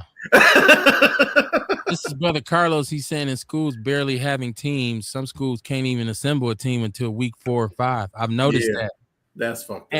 And Miss Brookshire, you're correct. Bobby Kelsey, she was fired as MPS's director of sports. Like, yeah. Oh, damn. Yeah, she was fired. I didn't know. And she the reason why everybody, I mean, like people, like a lot of couldn't play this year. And he's at Washington, Carlos Rattler. He said, I know exactly who you talking about. I should have never fucking texted Los. If you've been around Washington, yeah, you know exactly who I'm talking about. That nigga said, I know exactly who you talking about. I'm glad. Listen, I heard he's gone. And you know, it was just it was just one of them situations where you run across people when and I think that runs a lot of brothers away from coaching up here too. Yeah. When you run across some of these people, some of these administrators in these schools, they just be asses for no reason. It's a lot of egos, man. And it's a lot of bureaucratic bullshit. And so if you don't have the right support from your administration, you won't be able to build a program. And so it makes it tough. And it's funny you said that though, Kev, because when he was explaining his situation, obviously I'm not going to go into detail because he didn't. Bro, my fucking jaw dropped. I'm like, they're doing that like that? He said yes. I'm like, dude, they don't give a fuck about the kids. It's all about the kids. Why don't you care? Like, it's wild. I think, like I said, I think it's about ego sometimes. And it's, that too. Absolutely. You know, one thing from being an educator myself and dealing with a lot of teachers and school administrators is some of the biggest egos you're ever going to encounter come with teachers, but you have to, because of what you do for a living. There's a Oh, lot of egos in school, in education. Like, Oh yes, some absolutely. dudes, some of those brothers and sisters have to wear their egos on their sleeve because of what they do. You're taking it upon yourself to teach the next generation. You have to be somebody who's very knowledgeable, somebody who's very flexible, somebody who has a great understanding, and critical thinking skills have to be very, very high. And a lot of times they take that and say, it makes me somebody who basically an X-Man. I'm an Avenger. I'm a superhero. So when you come from the outside, like, we didn't teach in the building. So a lot of the teachers were like, well, I'm not going to support them, because there's some teachers in the building who want that job, who says, why they won't hire me to coach? I played football in college. But sometimes when it comes to sports, the best players are horrible coaches. So to be a good coach, it's not required for you to have been a good player. No. Matter of fact, some of the cats who I know who were probably the greatest players sucked as a coach. He don't know how to explain the game to nobody else. He knew how to play it, but now you 55. So you got to explain it. You got to be a teacher. You have to teach the game. Erica Hunt said she went to Custer. She said class of 06. Okay, my brother went to Custer. He was class of 90, though. 90. I look at it like this. Yeah, you got to be half drill sergeant, half teacher, half role model, half parent. I mean, it's so many different hats you got to wear as a coach just to be able to relate to some of these kids, because also, I mean, you're dealing with issues that they got coming from home. You know what I'm saying? Yeah. It's a multi-tiered thing. And what Kamar said about making sure these brothers get recognition, I think that's a dope look. I think that, and in Milwaukee, for some reason, we're one of the only cities that doesn't revere our coaches like that. There've been a few over the years, like Coach Gordon, who's at Washington. There's been some who have gotten a lot of credit, but in Milwaukee, it's like, it's so much negative stuff going on that it just kind of overwhelms anything that's positive. Kerry Walker Jones said they don't want to recruit these kids for college that have been labeled hard to manage, but the skills are there, and these kids, when recruited, change the game, but a lot of them are not nurtured and get lost. Well, I can tell you, and this is what I used to tell my kids when I coached. When you get to the next level, when you go to college, when you get recruited, everything matters. Your sport is your job. If you're not carrying yourself in the right way, if you don't know how to speak to people and deal with people, you won't be there long. You won't last a minute. No doubt. No. And you got coaches. Yeah, no doubt. You got coaches who are doing this to pay their mortgage. They are not gonna play with you, and they'll tell you quick, "I ain't your mama, I ain't your daddy. You can go home," because they have to win. I'm that nigga in the alley. So hold on, Ewok. Sharita says my daughter was on the cheer team, but they barely had to cheer because they didn't have enough players to participate. Yeah. Participation in football in Milwaukee can be kind of paltry. Ewok, what's going on, man? What's happening with you?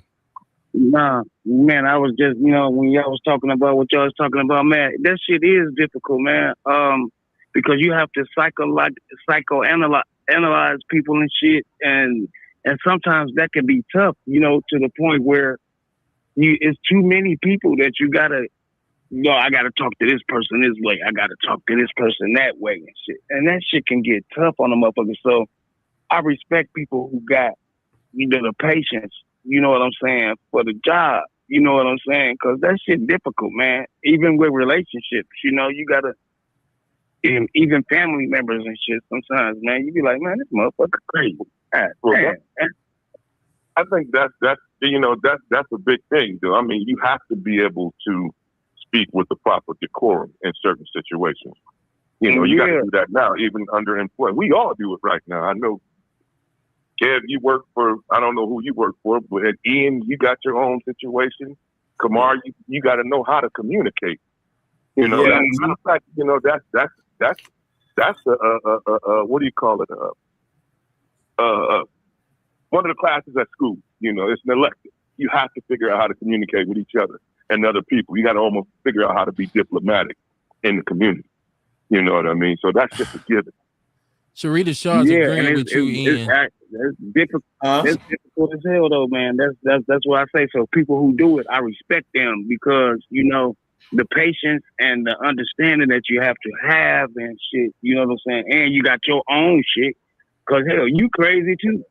Now you got to figure out what the fuck wrong with somebody else and how to make shit right. You know what I'm saying? That shit will stress a nigga the fuck out. Sharita's agreeing with you, Ian. She said Mondays and Wednesdays definitely a highlight. I had to reach out to Kevin Barnes and ask him what the hell is going on.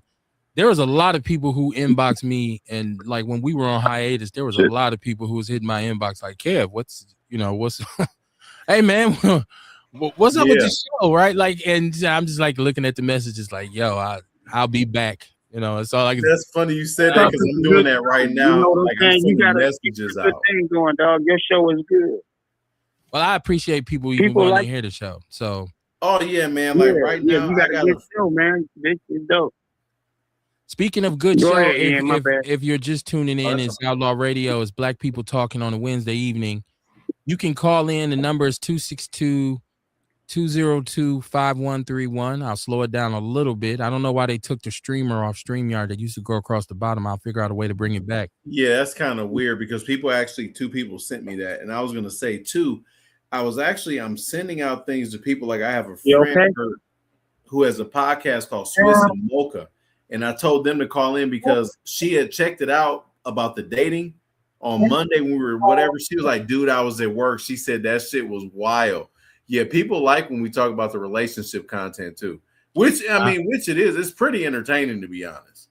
I don't like talking about relationship stuff. That's one of my that's my Achilles heel. People love it though, Kev. I hate it. I was on there for one. Hold on, we got Ewok in the background talking to somebody. Hold on now. Let me manage. My bad, Kev. My bad. Yeah.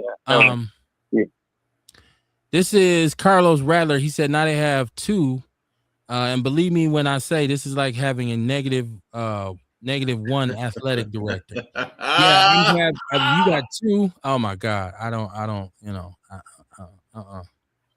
I mean, bro. Yeah, it's he been going through so much shit though, Kev. Like, dude, the last couple of years they've been winning and they've done so many different things positively, and then they kind of just because he was gonna go to another school, then they undercut him.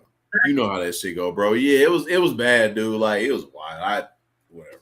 Yeah, they got rid of our asses. You stupid. They didn't no. My homeboy, my boy Greer, he left. Like I said, we ended up, but we were offered because everywhere we went, we turned things around and took kids to the playoffs. All of a sudden, like what we did at Madison was like a magic trick, right? So we had other schools that was always trying to get that him, Coach Greer, and his entire staff, which was me and my boy Big Mike, and Joe Roberts. They were always trying to get us to change schools. So this was just a situation where Obama said, there was a relationship there, and so Coach Greer was like, "No, we gonna hit it." So, but yeah, they wasn't happy. They wasn't sad to see us go. I left before everybody because I actually yelled at a cheerleading coach, and so they just like, "Yeah, your ass can go. You don't got to come to practice Monday." So I didn't yell. I didn't yell at her. Her and I had a conversation because at that time MPS was putting trainers on the sideline to make sure we wasn't like if kids were showing signs of concussion or hurt, that we wasn't putting them back in the game, which was stupid for us because I'm like, well, we care more about these kids than anybody. Why would I put a kid that's concussed back in harm's way? But this older Caucasian lady, she used to come to the games, man, and just kind of stalk us on the sideline. Like I can't coach with somebody over my shoulder trying to look at the kid's eyes. And I had a kid who's saying he, was having some issues. And I was just talking to him and she thought I was trying to put him back in the game. Yeah. So I had to kind of yell at her, like, to get away from me. And this lady, a sister, by the way, who was a cheerleading coach, went back and told the principal that I yelled at the trainer. And it was crazy, man. That was the kind of stuff we dealt with at Washington, man. Like, hey, I was going to say real quick, I was going to send a quick shout out because I've been on the phone a lot or whatever, just letting people know we back on. A special shout out to the homie Chris Wilcox. We've done some, as far as him and my sister are tight, possibly some business together. Chris played for the Celtics and he played for OKC or whatever. I told him we was talking about as far as the high school sports because that's a passion of his too. So he just texted me back and I was like, okay, man, tune into the show or whatever. And he was like, okay, or whatever. He appreciated us talking about this too. Because, dude, like so many people forget, like they turn the shit into a business. So it's kind of wild. You know what I mean? Because it's kind of like, damn, bro, like, you trying to help the kids and everything that we were talking about an hour ago is kind of like, damn, that's what it's really about. But like what Los was fucking chiming in about and then you agreeing with him because you done been through the same thing. Kev, that's a problem, bro. That's a real problem. Like, dude, it's all about the kids, dog. That's what it's about. Occupational hazard. Kerry Walker Jones said, my daughter was not the best player, but she listened to me and she played her way to a scholarship and to a 4-year degree. Congratulations. Exactly. That's a journey. I mean, blessing. How I was able to get out of this city. God, thank God. Earl Henning said, nowadays you get paid to play college. Yeah, if you at D1A, if you at the top level, that money is there. I didn't. Wasn't no money. They got now. There wasn't no money where I played at. Nobody ain't get shit. The only wasn't no. Would you even have played there if they had the NIL back then? Shit. Carlos said, Ian, once my investigation over, I would love to call and talk about my situation. You are welcome to do so, my brother. Oh, okay. I was gonna say he should call into the show, but he can't talk about it. My fault. They squirt shit. Yeah, for sure. Brenda Peterson, how you doing? She said, I gotta say, I was missing you too, Kev. Hey, I appreciate it, man. Like I say, I was just thinking, man. My brain never stops, and I'm one of those dudes who I have a tendency to overthink stuff.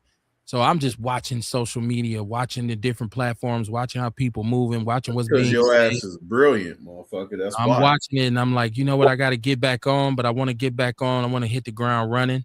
Yeah. And that's why I say I'm happy to be back, and I'm just looking to add to what we do, and so I'm kind of going through that right now. But it's good to be back. Sonia said you have to have patience with everything here. Taking care of somebody, you have to have patience because she said I used to substitute in school. You have to have patience to do so. Oh yeah, I done some sub work. Oh Lord. That's funny as hell. Yeah, I done sub work. He's like, I didn't walk into a school. Man. Kids like, yeah, we got a sub. We finna clown. I'm like, no, y'all ain't. Ain't gonna be nobody in this room but me because I'm kicking everybody out this motherfucker. Cecilia says MPS Sports needs a complete overhaul. When we came down to Texas, the football coach at the high school here said it looked like Houston was playing in prison yards in the footage we see from Milwaukee. Yeah, Texas, of course. Good Lord. Texas is a whole different planet when it comes to football, high school football. Ewok said, Kev, it's she and I. What did I say? I say her and me and her. And Texas high school look like college football. CC can tell you all about that, Miss Burchard. Yes, it's crazy. Those coaches down there get salaries. Man, it's like that in Ohio. It's like that in Ohio too. Yeah, Ohio's big and for I was in Cincinnati, and you know what I mean. It's some schools in Cincinnati, man. They like college. Florida, Texas, and California high school football is on a whole next level. It's on a whole other level than everywhere. They whole town be on the team. Yeah, you would easily go see 2,000 people at a high school game with no stakes. Yeah, Texas football, man. I see stories and I'm like, what? They had a TV show for Texas Pee Wee football, and I'm like, wow. So yeah, and I would, for me, there's a way that we can build programs. You can build football programs. But it's hard when you're in a school like Washington where you can walk through those hallways and you can see kids 6'3", 6'4", 6'5", 200 pounds plus. But to get them in the weight room and commit, because in order to play football, you got to train your body and you got to lift weights. You cannot play football if you don't lift weights. If you don't train, and like I tell kids all the time, football games are won from January to August, not from August to November. During the season, you win those games in the off season. And so you got to train and you got to get your body right. And so like that was always our thing. Like we always had a weight program, and the kids that were committed succeeded. But it's hard when you walk up to those kids and you say, "Man, I'm the new coach. You play football," and those kids look at you and say, "Nah, man, I don't fuck with that shit. I don't do shit. He high, he smell like weed, he got a 0.2 grade point average." And so you don't get those kids. And then the athletes that you do have in the building is a fight for them, because most basketball coaches don't want they best players playing football. So you're gonna have a tug of war with a lot of athletes. Yeah. We were fortunate that we had a couple, and shout out to Riley, my boy.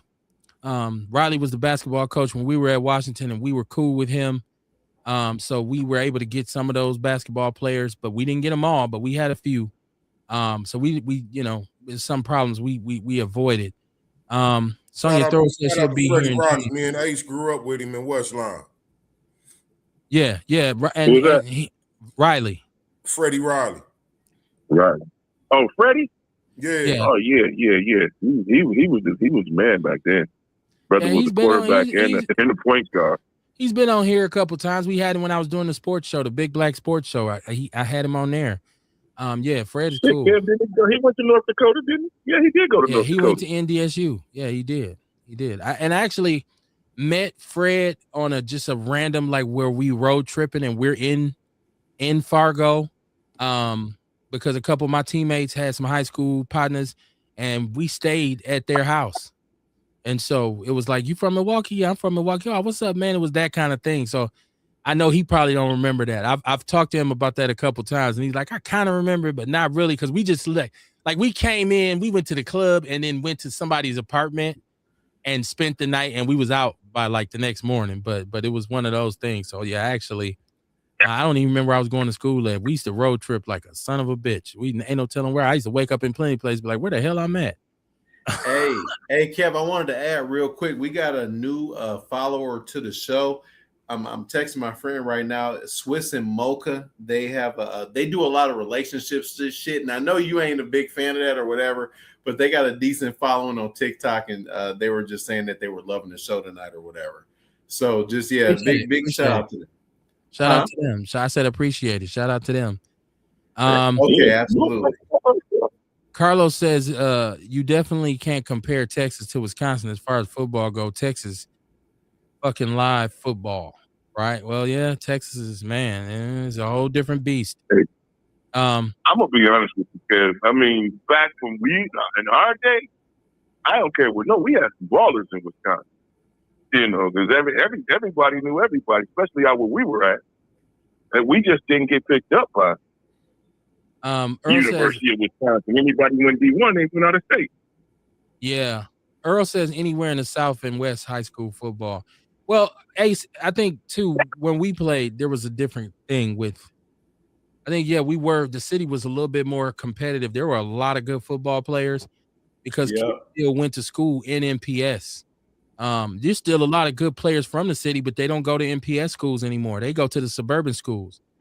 But yeah, and Barry Alvarez made a point that he would not recruit Milwaukee because he just didn't like the football in Milwaukee. So he said in the press that he wouldn't recruit Milwaukee because of the structure of the programs and the coaches. But I've always hated Barry Alvarez, and I still don't like the Badgers to this day, because I felt like, how you going to make the kids pay? How you going to make us suffer? As a matter of fact, Wisconsin told my head coach coming out of high school that I could walk on. They told me they like what we did, like what I did on film, but they didn't have any scholarships left, but I was welcome to walk on. And I didn't, because I didn't want to go to Madison. I didn't like Barry Alvarez, so I was like, nah, there's no way I'm going. But they didn't really recruit the city. He was full of shit. I mean, he'll take our vet. I guess he'll take who was his name? Michael Bennett. That ended up going to dudes. He took Daryl. What's the boy from Washington? I forget Daryl. Man, what was his name? Carter. Carter. He had. I mean, but they didn't get no shine. Well, Michael Bennett did. Daryl Carter didn't get no shine out in Wisconsin like that. He played. I think he might have actually played for the Bears, or he was in. Didn't they get caught up in the check cashing scam? I don't know about that. I know. Yeah, I heard like Michael Bennett and one of them. I was like, damn. Yeah, Bennett got in some trouble after. Yeah, and Dude, he was fast as hell, and he was cool too. Like he used to race people He on the was street and shit. That dude, he was like a little missile. yeah, that was after I had left. I was gone. And he'd race Yeah. anybody, bro. He would race anybody. I had friends that tried to race him, and they just lost to his ass. They're like, dude, he fast as hell. I'm like, Ewok says never lift weights before a basketball game. Jumper finna be broke. You're right. I think Michael Bennett might have had a tryout for the Olympics for a sprinter. He may have. He did. NFL. He did. He came in like second. He's fucking fast as hell, bro. He had a pretty long NFL career. He got in trouble afterwards. Dude, that dude is he was so talented, and like you said, Kev, like he had a decent NFL career. If he just would have did a few things differently, it would have been different, obviously. But man, he had a lot of talent, man. God blessed him, dude. He had a lot of talent. Absolutely. Sharita said, yes, grades do matter to get in and remain on the team. Yeah. Yeah. This is Cecilia said, tell your boy to quit calling Wash House Herpy High. He is disrespecting my school. This time you say Washington, he's saying Herpy High. Hold on. CC a fool, bro. Hold on, CC crazy. I'm gonna give you far as my backstory on CC because I sent her a message on Facebook and I was like, hey, tune into the show because I do that whatever because I didn't know her since I know CC since 2013 or whatever. But she's always been a supporter of like good shit and shit like this or whatever. But long story short, she a Cowboys fan. And I ain't gonna lie, and CC, I know you watching, and I've known you forever. I'm kind of tired of it. Jump back to rooting for the Packers, and everything will be cool because the whole Texas thing, we can't do it. It don't surprise me that Brooke that Brooke is referring to. That's what we used to call Washington back in the days, Herpy High. So you can't call it Herpy High. Man. Yeah, that's what we used to call it. You traumatizing people right now. My mom went to Washington, man. You can't do it. Lord have mercy. We show it was Washington was Herpy High. Nicolay was Nickelbag High. I just don't talk about Nicolay. That's where Jalen went. One of my best friends, his son, he played for the Hawks now, Jalen Johnson. Everybody root for him. But no, you can't talk about Nicolay. Don't do that. MC Tom said, I still can play. I think I'm going back out. Once a player, always a player. Only you, MC Tone. Shout out to you, man. Long time no here, MC Tone. I bet you still can play, man. I can't, man. My athletic days is over. I'm old now. I can fight, cool. But I know I can't hoop or play football. No, I'm cool. I can fight though. I can still. And honestly, I watch football games now and think to myself, like, I used to do that shit. What was I thinking? It's insane. 1 second before you go into the next segue, though, Kev. I do have a question. Just quick, maybe 2 minutes. What do you think about far as our Packers, far as going into next season, far as what they've done so far? I know the season ain't started or whatever, far as some of the offseason shit, because I've seen some shit with Micah Parsons. You know, they're talking about what his role is going to be. They're going to try to limit his capacity because, you know, like far as once you pop the ACL, that can pop again. So they kind of nervous about him. You know, I mean, they're not saying it, but you can tell. What do you think? Because obviously you played football. You played at the collegiate level. You probably could have played further if you wouldn't have got hurt. But far as like what you know about football, what do you think the Packers are going to do, bro? Because I'm kind of confused about, you know, the direction, where they're going to go. Truthfully. Salary cap. You know what I'm saying? All that kind of shit. Carlos said something too. But yeah, I mean, what do you think? Talking about Michael Bennett. Carlos is saying that Wisconsin did come and get Michael Bennett. Yes, they did. Yeah, they did. Yeah. No, I don't. I think the NFL is a money game. Yeah. So I think the Packers are rebuilding based on what you have salary cap wise. I don't disagree with them moving on from certain players. Yeah. The draft is the draft. So we're gonna see what you can come up with. Of course, quarterback, Kev. We don't really have a draft capital because of the Michael Parsons trade this year. So we're gonna have to make some real smart free agency moves. But I think the Packers will still be one of the better teams in the league because I disagree with Ace on. I think Jordan Love is one of the best quarterbacks in the league. I think they have. I think LaFleur is one of the better coaches. Go ahead. I think LaFleur is one of the better coaches. I think they have a young core that's good, and of course Michael Parsons. Michael Parsons will miss the first 4 or 5 games.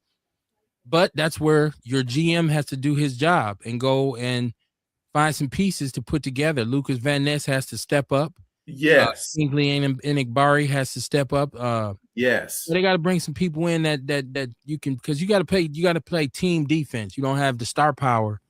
Hey, and then you got another level of free agency about to open up too, ain't Yes. it? About to release a bunch of players gonna get released because of salary cap issues. And it's yes, and it's funny you say that. And like I always say, and I always talk about it, I am completely biased for Jordan Love because for people that don't understand the context, Jordan Love's father killed himself.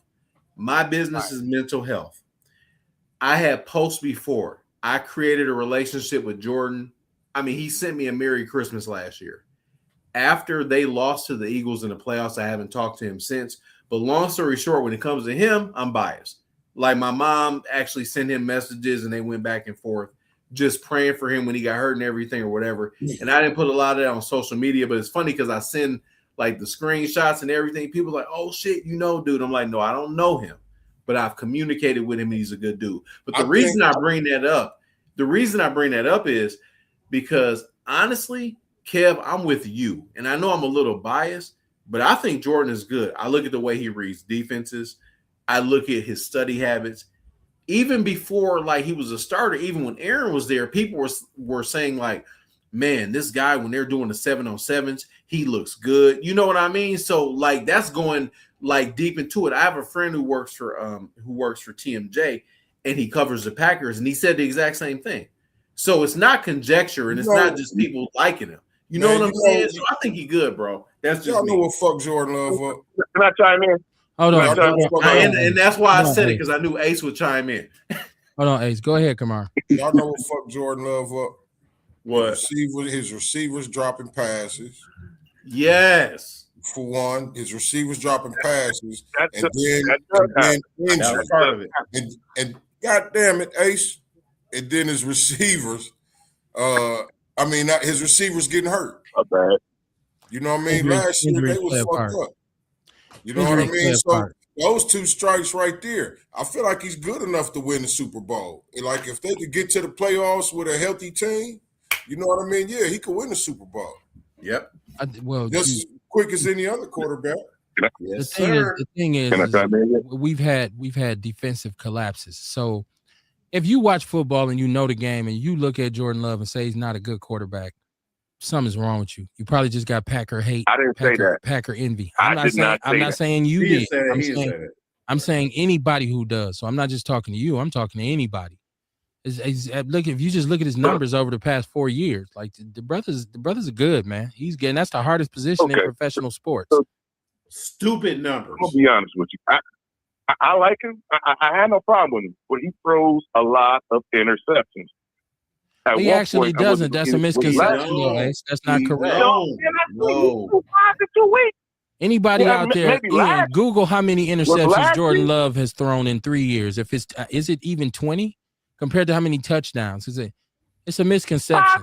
And then on top of that, man, it's like he don't even have 20 interceptions.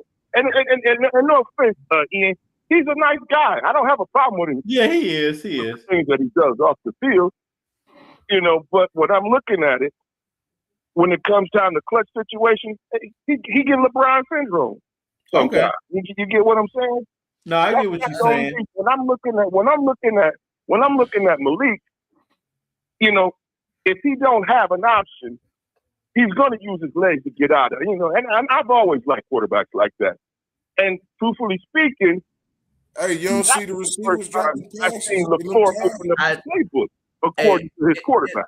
In the words of Jay-Z, and this is not Jay-Z's quote, but in the words of Jay-Z more recently, men lie, women lie, but numbers don't. Jordan Love has thrown 31 interceptions in his whole NFL career from 21 to 25. During his first full season as a starter, he threw the fucking most of them, which is 11, a figure that matched in 2024 and the 2025 season.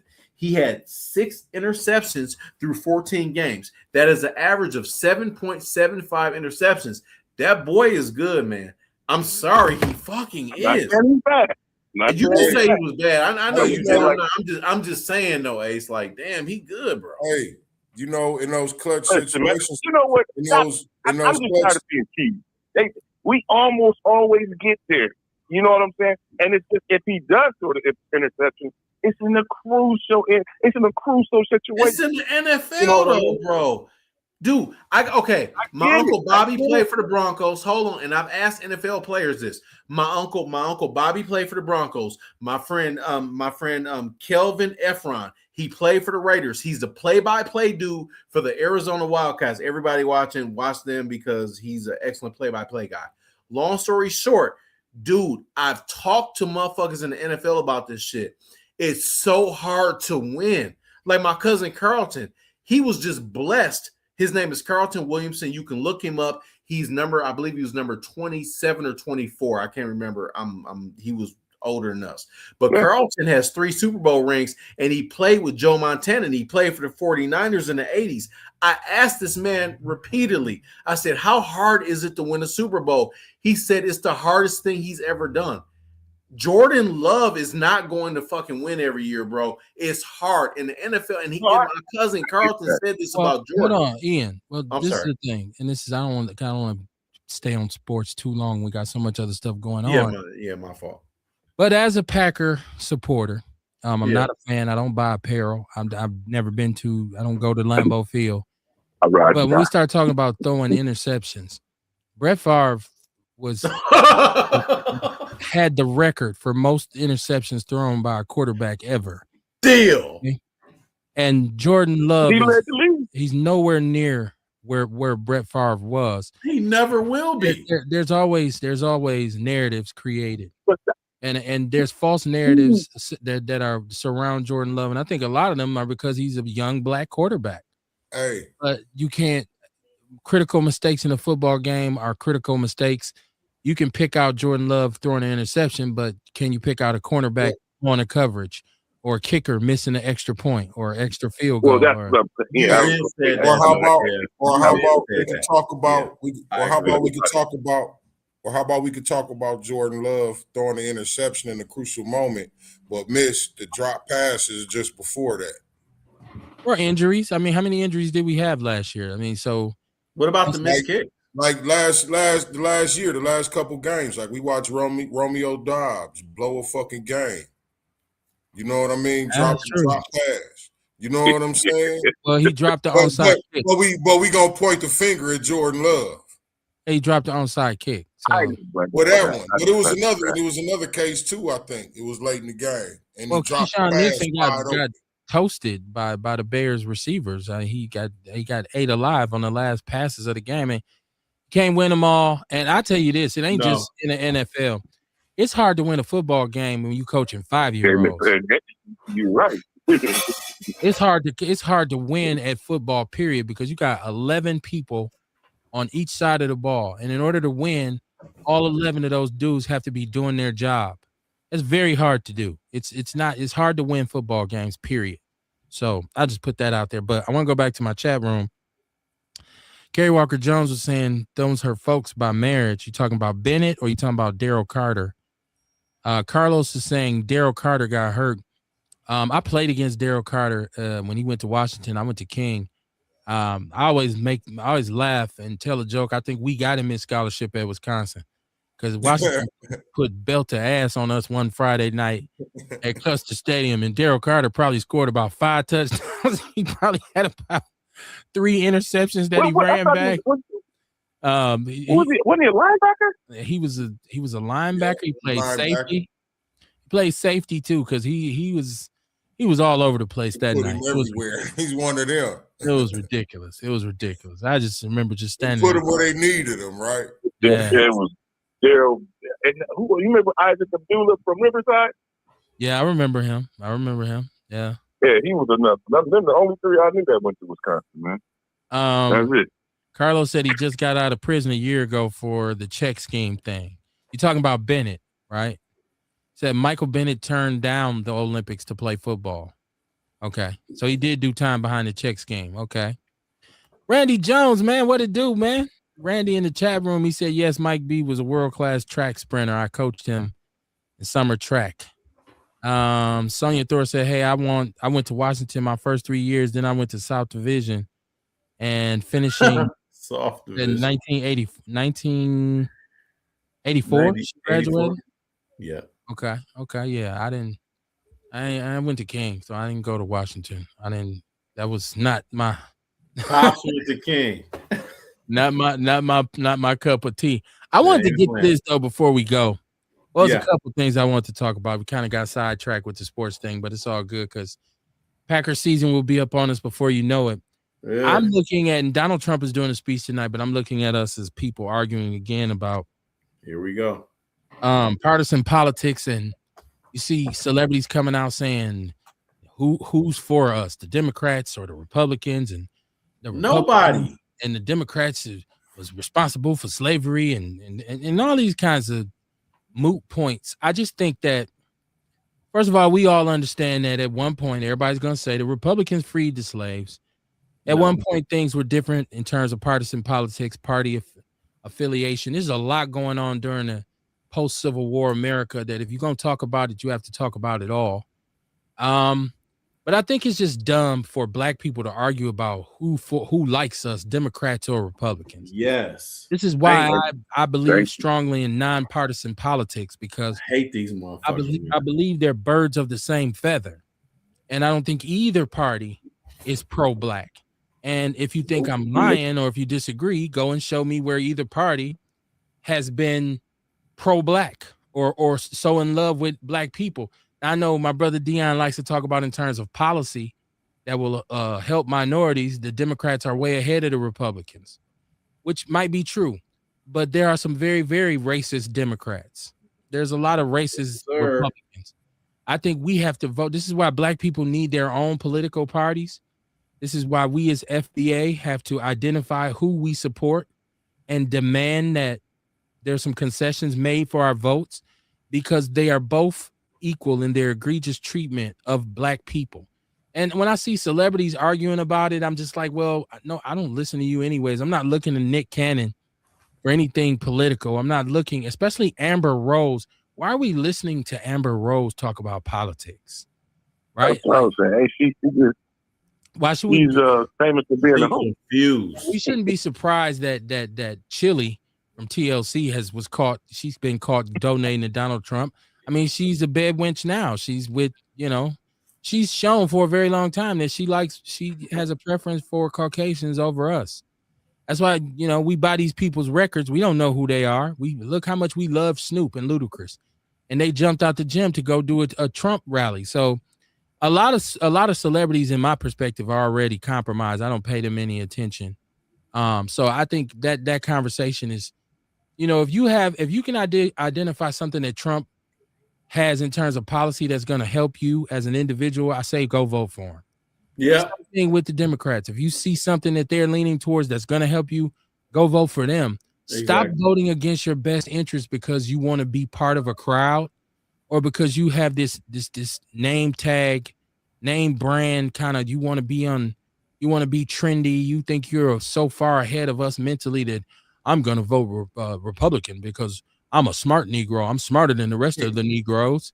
And that's what a lot of, like Kamar said earlier, a lot of times in a lot of situations, a lot of spaces and places, black people want to be right. They don't care if it's right or wrong. They just want to about building, none of that. Just want to be right. You want to be able, you want somebody to say you're smart. We fighting the same fight. Why are we fighting the same fight? Right. We trying to figure this shit out. You want to fight me. So we should not be arguing over whether Democrats or Republicans are better for us. What we should be doing is paying attention to who the candidates actually are, and asking them questions about what are you going to do for me as a voter. And that's where me and Dion disagree, because I say we should use our votes as a bargaining chip. He says we shouldn't, but I think we I think we should. That's the whole purpose of voting. That's the whole purpose of voting. Yeah. I thought that was too, but I say we got the right to disagree. You don't have to always agree with what I say. Earl Henning says I will watch it on TV football. What you watching, Earl? What you gonna watch? Um, see, Cecilia says Michael Parsons is a traitor. He's in welcome back in Dallas. LOL. Yeah, I don't think Whatever, he wants to be. CC. I don't want to hear that wants shit to from be her. down there. Yeah, that's funny. That's Tell funny. her ass to quit tripping because she went to the fucking Packers game and it was a tie. And like I sent her a message. She had one of her friends, I think not Jessica, it was one of our other friends.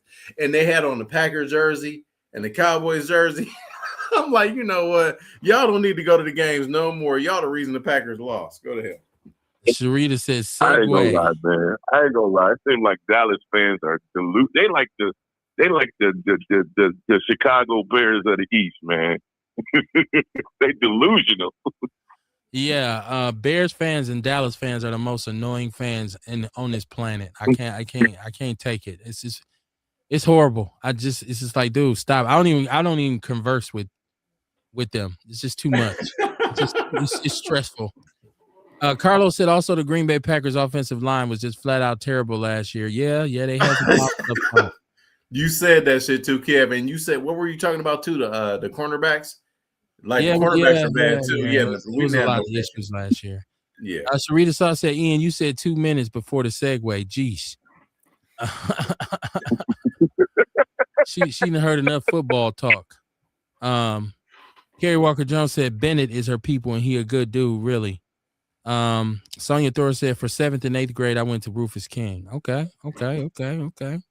Oh damn, they Or did have half a block they away used to from have King. that. That's my neighborhood.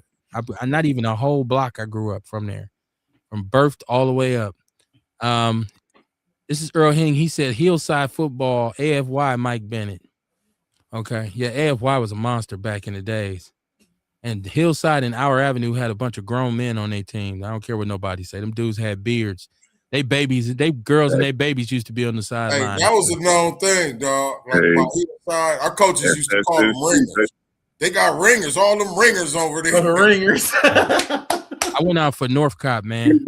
I went out for Northcott. Oh, Northcott. Yeah, man. I Okay. Lord I have mercy. played for the Spartans. Oh, hey Kev, after you read the comment from Sharita, I want to respond to it once you read it.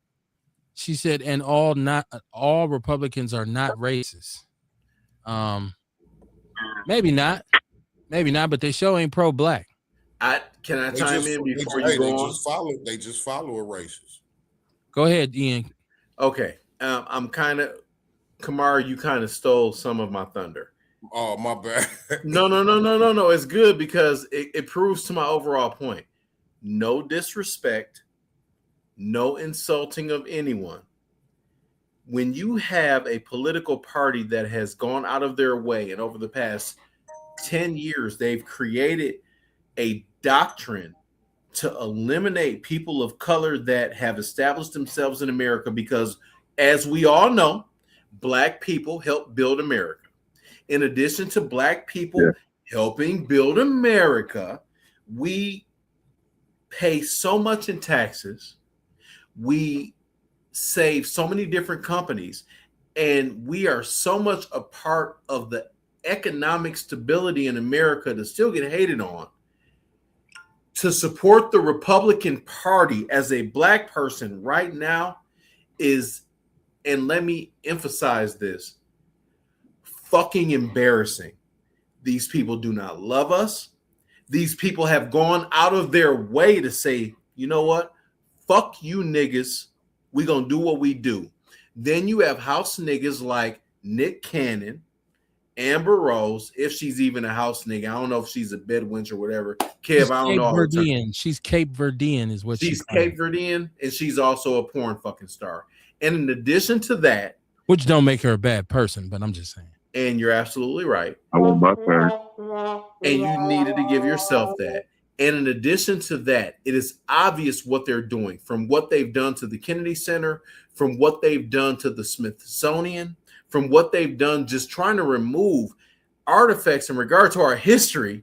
It's obvious they hate niggas. So anyone, or Black people, however you want to define it. So anyone that supports that looks like us, you are fucking delusional. And I'm glad our friend, I'm not going to say his name, it's a reason why that nigga don't call the show no more. Because he knows. Well, And this, hold on. Shout out to Orlando because oh what God, I didn't say Orlando, his name, Kev. no, I'm saying his name. I'm saying his name because what he explained is he stopped calling the show because it distracts from a lot of points being made, a lot of conversations being had, I because respect that. people kind of treated him like a sidebar and were more focused on insulting him because of his political beliefs, which I can appreciate. Yes, But to your point, you don't have to be racist for you to be anti-Kev, right? Like so, true. like she said, all Republicans aren't racist, and that might be true. Fuck As a that matter of party fact, right now, though. I've stated this a million times, and a lot of people don't agree with me.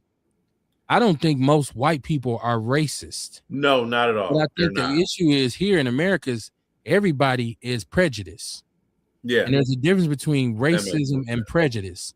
And I don't think there's an issue with someone being prejudiced because it's for you to want to be with your own. The problem comes when everything is not equal in terms of opportunity and resources for all our groups. I'm prejudiced because I prefer black people. I'm not ashamed to say I prefer black women. I prefer black neighborhoods, black business, black music, black culture. I prefer that over everything, but I don't hate white people. I don't want to lynch them for voting. I don't No, want to burn down their schools. I don't want to rape their women, contrary to their beliefs. So I don't operate from a place of hate. So I think the problem comes with most Republicans in which a lot of them feel threatened because they don't want people who have less than them to ever gain any traction. So they are proactive in preventing other people from being able to come up. And right now, what Donald Trump has changed the Republican Party into is the party of racism because he is the figurehead for white nationalism and racism in our country. I mean, you can't look at some of the things he said and some of the things he's done and say, "Oh, he's not racist." Any person who's still saying he's not racist or he's not a white nationalist is an idiot. So I think right now, like Ian said, if you're supporting the foolishness, and another problem is they won't call him out. They don't hold him accountable for his behavior. thank you. That's all I'm saying. Asking a Republican to tell the truth about Donald Trump is like talking to a brick wall. They're gonna either try to spin you or they're gonna start tap dancing. It looked like Sammy Davis Jr. So in that regard, I think that their party is just descended into uselessness. And I think we Complete. as voters need to make sure. But then we look at some of the faux pas that Democrats make because they're always looking at a way to appease us, to pander. They And suck too, though. so they pick the wrong people to put out, and they have a bad habit of trying to tell us who our leaders should be, as Yes. opposed to allowing us to pick our own leaders. So the whole political game is bullshit. And Yes. that's why I'm nonpartisan. That's why I don't coop for neither party. And it makes sense because people, and one thing I noticed that a lot of these fucking sellout white and black Republicans will always do, they find the fucking quote from Malcolm X where he talked about a liberal is a certain way. You can't trust a white liberal, but then you have a conservative. They show their teeth. Orlando did it on the show before and let you know exactly what they're thinking. What Brother Malcolm was actually saying in regard to that, he was just pointing out how they actually are. He wasn't, you know what I mean? He wasn't siding with either of them. Kevin, he was more like you and Kamara and myself to where he was more of an independent. Like if you had certain policies, he could see that. And he also said there is no way you can have the House and the Senate and have all of these people that support you. You could have 2/3 of the majority, and then that party who you elected and put in position, they still haven't done shit for you. Look at the Republicans right now. They still haven't done shit for them. Gas prices are high. Grocery prices are high. You have rent high. You have mortgages high. I have a guy right now, right? He does first, he does our rodent removal and stuff like that. He used to play for the Phillies. This brother lost his fucking house because everything is so expensive. So for all of you that are watching, because there's something that I always put online, it's 3 things I always say about Trump supporters. They don't understand economics, they don't understand business, and they don't understand how government actually works. And those are the things that us 3 actually understand. So long story short, bro, he lost his house because property taxes and everything went up. And I was talking to him, and he literally told me this is a Mexican American man. And I had to ask him because we got cool. I said, I'm going to ask you, who did you vote for? And I knew he was going to say Trump. And you know who he said? Fucking Trump. And I asked him, I said, why?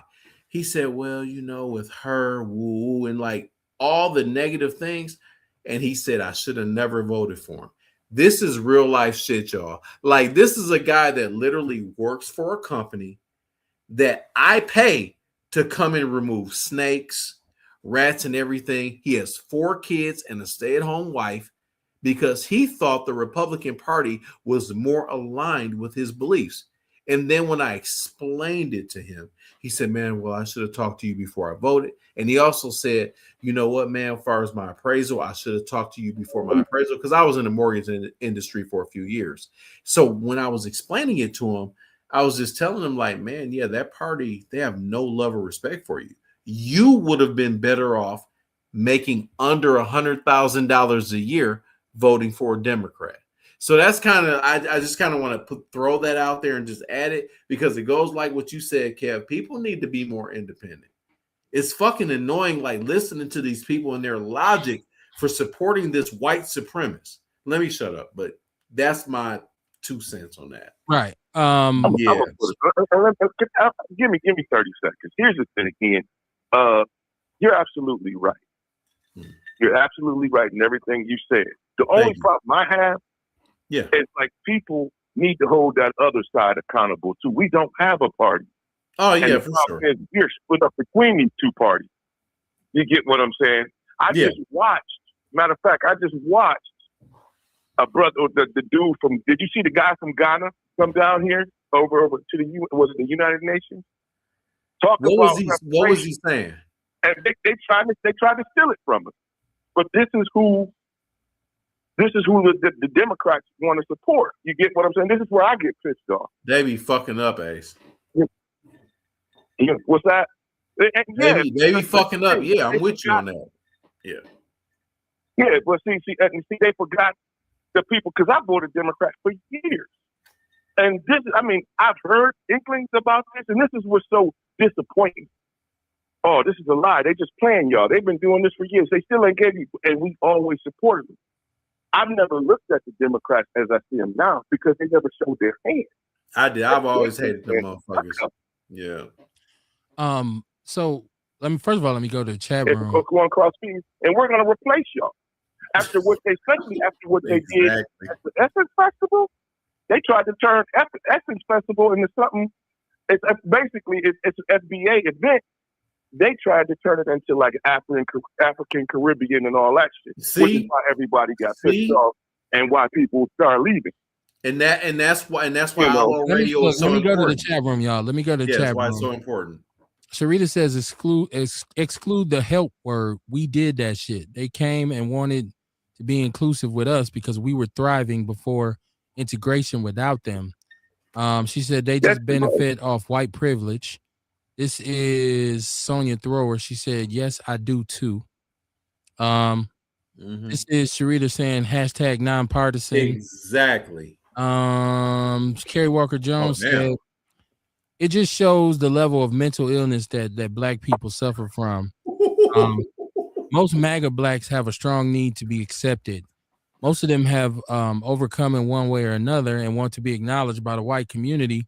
So they think they have to turn their noses up to their own for their grace.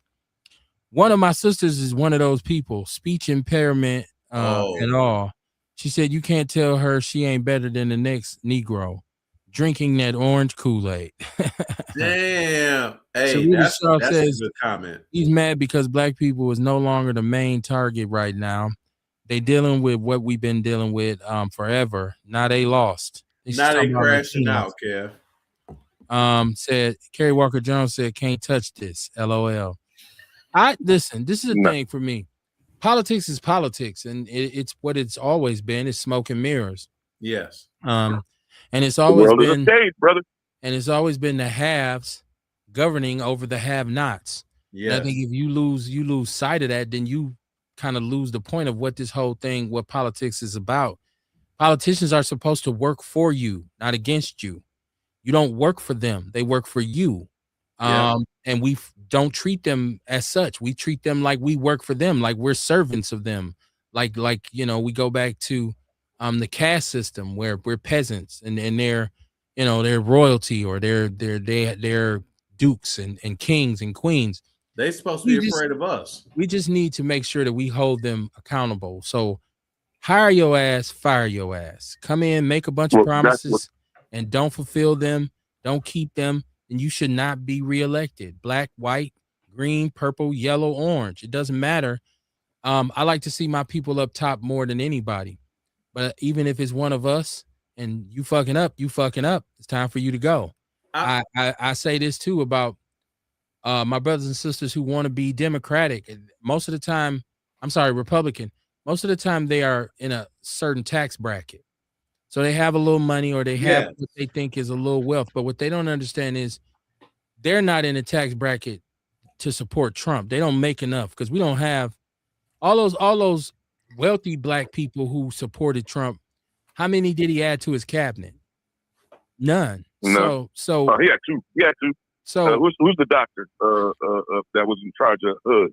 That was, So, that was the first term. Yeah. He didn't do no niggas the second term. Yeah, the second time it wasn't no tokens. Then not even Unless Omarosa. I'm mistaken. And Omarosa got the boot, right? So my point is when you look at someone like him who hires, supports, and surrounds himself with admitted racist, white nationalists, or white supremacists, where smoke is fire. Okay, and if you feel comfortable supporting a racist and saying, "Well, I'm trying to make sure I get a tax break," then what you're doing is you're putting profit over people. Which, when it comes to a person like myself, we differ right there, because I believe the people is where the power is. Profit is cool, but it should not outweigh the overall health and well-being of the people. And right now, Trump's government disregards how Americans feel. That's why you have a war. That's why you have tariffs. That's why you have certain people being ostracized. That's why you have. I'm a people 100 with you, Kev. That ain't even our war. That ain't our war. That ain't our shit. That's Israel. There's never been a war that was ours, and we've always fought in every armed conflict. So, that's kind of like what we do as black people is we support, but we don't get empowered. And we're not going to get empowered until we find a way to circle the wagons. We have to centralize. We have to create a majority amongst the minority. And that's why the delineation movement is so important. That's why learning that based on your lineage, you are a foundational Black American, because your forefathers and your ancestors paid the ultimate price. They made the sacrifice to not help build, like Sharita said, but to build this country. Our culture is the most dominant culture on this planet. Everybody copies and imitates us. Everybody watches what we do, including the bad shit, including the dysfunction. And then they want to laugh and try to make us the poster children for these kinds of things. And we just kind of play into it. So I'm waiting on the day that we can stop. I used to call it big picture politics. We can stop worrying about the wrong shit. We can start paying more attention to our community, saying, let's collectively clean up our communities. Because the one thing my mama taught me a long time ago, and she used to say this, just because you poor don't mean you got to be dirty. You can be the poorest person in the world and clean your house up. You can have the most generic brand, off-brand clothes you want. Keep them clean and iron them. You're still going to look like somebody. You're going to look as good as the person with the name brand on. What we got to do is clean up. We got a clean house. We got to get our children back together, but we have to get our families back together. When I look at our relationships, and one of the reasons it's hard for me to talk about relationships is because of the state of relationships between Black men and Black women. Yeah. Like, you have a large majority of us who still want to cross the line. A white man will treat me better. A white woman will treat me better. Right? Wild like, we have bad wenches and sambos who still want to be on that other side. So we got to get our family structure back together, because that's the only real difference. People my age, the only real difference we can really point out is that when we were young, our neighborhoods and our communities had a sense of common unity.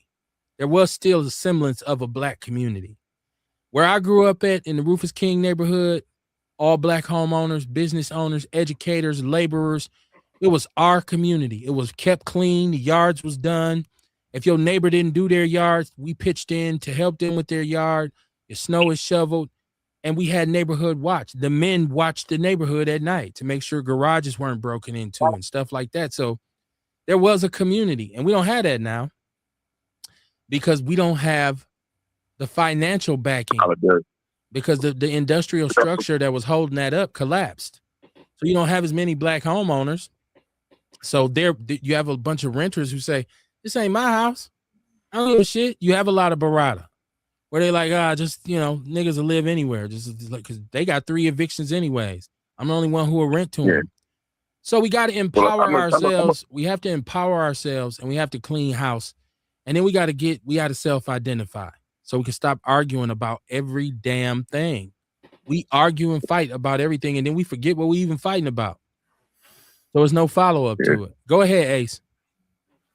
I mean, like I said before, man, all this shit is by design. You know what I'm saying? It's designed to keep us from, because we had prosperous communities at one point in time. We've had the Black Wall Streets and the Rosewoods and all that. So anytime we step up, and me and Bull were just talking about this yesterday. The next time we get a little leverage, we got to put something in place to protect us, because at this point, basically what's happening is we're being replaced. They're trying to replace us. That's just what it is. They don't want us. They want to get rid of the other side. Want to get rid of us and replace us. And basically, this comes down, and people aren't holding these corporations accountable, because that's what it's really about too. We done went to college. We was told to go to college, get a degree, get smart, do all this shit. You're gonna get a good job. Well, we did that. A lot of black people got degrees. We one of the most educated races out there. But what happens is now we done did what you were supposed to do. They don't want to pay us, so they got to go find. They got to find some new niggas, some new dummies. You know what I'm saying? And so this is what this is all about. Capitalism is basically, let me shit on you. You get what I'm saying? Let me pay you nothing for something that I'm supposed to pay you a mint for. You get what I'm saying? And people got to look at some of these companies, these banks also, that are trying to gentrify your neighborhood, because a lot of times they got, what was it? Somebody told me at one point in time, you go on to church, you putting your money in the offering. How much money does the church take up in the collection plate? And they go put that money directly into the bank where they actually pay to gentrify your neighborhood. Hey, give me a second. We got to understand where we're putting our money. Give me a second, because I want to keep my chat room on deck. Earl Henning said it's all about the money. You're absolutely right, Earl. I always say that. Follow the dollar. Kerry Walker said you buy an animal with teeth, then wonder why you got bit. Now I got Dion. Dion just stepped into the chat room. I know we're getting towards the end of the show, so I'm not surprised Dion is chiming in. What's going on, Dion? Oh, nothing. I had to catch. I was, man, I've been to work. I was downstairs shaving my dog, so I didn't want y'all to hear the clippers and shit. You know what I'm saying? I'm a groomer too, but I wanted to respond to stuff. I don't know. I just don't know how I feel. Because you know what I got, but my thing is, if we are not that large of a population as far as a group, so if we try to use our vote as a bargaining chip, like who we gonna bargain with? You feel what I'm saying? Because it's not that many of them. You feel what I'm saying? And we seeing that the Mexicans, that's why I don't like motherfucking Mexicans. You know what I'm saying? You see what side they going to when how they did my girl Jasmine Crockett down there in motherfucking Texas. You know what I'm saying? We got so much shit to catch up on, bro. But you know what I'm saying? Like, yeah, for real. You know what I'm saying? Like, I don't give a fuck. I don't like no. Now if it's 1 or 2, that's cool. But them motherfuckers as a group, fuck them. To me, they just like white people. You know what I'm saying? I don't give a fuck how nobody feel about it. How they take it. Whatever. I don't. You know what I'm saying? You know what? To keep it real with you, and this is real shit. in my 48 years of living on this earth, a white person ain't never called me a nigga. You know who called me a nigga? A Mexican. When I first got out of prison, I was on the south side. I was in the transitional living on Burnham Street. A white person ain't never called me a nigga, but a Mexican called me a nigga. And I just don't like them. I don't like Africans, Jamaicans, Cubans, none of them motherfuckers. Dion. What? There are 51.6 million black people in this country. You keep saying it ain't that many of us. There's a thing called. We're 13%. Listen to what I'm saying. We are 15% of the population. What I'm saying is 51 million of us. There's a such thing called swing power. We can, especially in terms of local elections, if we are going to go even here in Milwaukee, if we're going to go to Mayor Lil Dude and say, yo, a large percentage of your voters are black. If you don't do something that's pivotal for our community, you will no longer get those votes. He has to act. There ain't no ifs, ands, or buts about it. So bargain chip, yes, absolutely. Even in this gubernatorial election that's coming up, it's very important that the people of color in this 8% minority state, very important that they vote for a black or white candidate. And we can change elections with our voting power. It ain't about us dominating the election. It's about our ability to change it. It's about our ability to swing it. Because if you take 8-9 million votes from people of color in a close race and put it on either side, it swings the results. It's called swing power. So when you said who we bargaining with, it's not about bargaining. It's about demanding, saying, yo, either come with this or get out of our face. We're not entertaining your foolishness. That's what it's about. So that's why when you keep saying you're dismissing it, saying, oh, well, it ain't enough of us and we shouldn't use our votes for that purpose. If we're so like valueless, if there's no value to the black vote, why does both parts of our political parties here, Democrats and Republicans, both do a whole lot to get us to vote with them? They spend a whole lot of money to get the black vote. And whoever we majority vote for end up getting fucking elected. Well, I'm going to agree with you on the local elections and stuff like that. But as far as nationally, and even with here in Milwaukee, as far as gubernatorial, I don't know, because Wisconsin is a predominantly European, but it's predominantly European. You know what I'm saying? And white people, for some, I don't know, white people have to come to a reckoning or whatever. They just get tired of always hearing the black moan, black people, this, that, and that, you know what I'm saying? So they, I don't know about them. They just probably just do it just to be envious and shit. But, I agree with you on that. I agree with you on that one, as far as that, locally and stuff like that. But, like I said, though, now I got a question for you, Kev. I know you probably got that. I ain't going to tell you what to do. But, I ain't really been too big on what's going on. I know the lady named Maria something is going for the Supreme Court or something, so I'm going to vote tomorrow. You ain't got to tell me, but just hint on who should I, be looking at. You know what I'm saying? Because I'm just going to do it because I'm just going to do it. I ain't used to vote, so I'm just going to do it just to be going to do it. But I just know something about the lady named Maria something. They said she's backed by Donald Trump and she was against something. I don't know. You know what I'm saying? Is she Indian or something like that? Or I don't know what she is. I think she might be Hispanic. I think I seen one chick that was on there talking about because of all of the shit that happened with ICE, that they went through with ICE. He was talking about that now they have to look at reparations for the Hispanics because they went through all this. Man, I about wouldn't live it, bro. Here's the thing. Anytime you're getting ready to vote, especially for the Supreme Court, all you got to do is research each candidate and see how they voted on pivotal issues. And then you take those issues and you say, okay, which one of these concern me? Look at what they voted yay or nay for. And then you pick and choose that way. But I would tell you right now, if Santa Claus is running with Trump, I'm going against Santa Claus. Anybody who's running with Trump, I ain't fucking with. I would say that's what I'm saying. Because we've watched judges rule in Trump's favor on a bunch of different stuff. So if they're a judge that side with Trump, do not vote for them because we need them out of there. I do have a comment from Sarita Shaw in the chat room. Let me read this. She said, "We will never be replaced. Black people need to recognize how much power we have.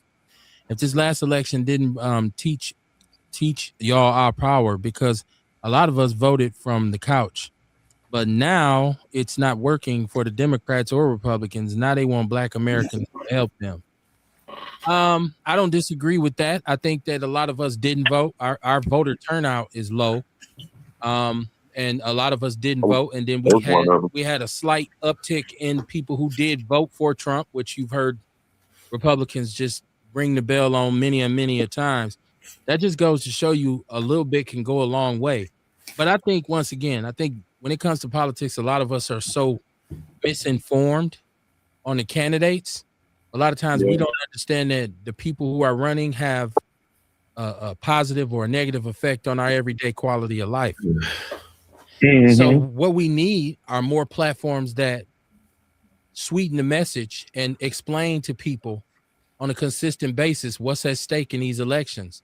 And a lot of the times with politics, people get lost in the terminology.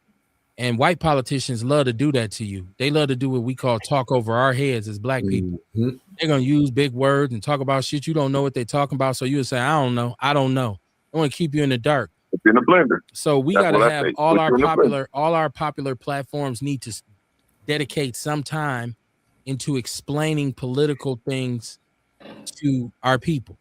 And, you know, we get focused on who's the hottest rapper, who's the hottest singer, who is hottest actress. And that's cool because you need a distraction sometimes.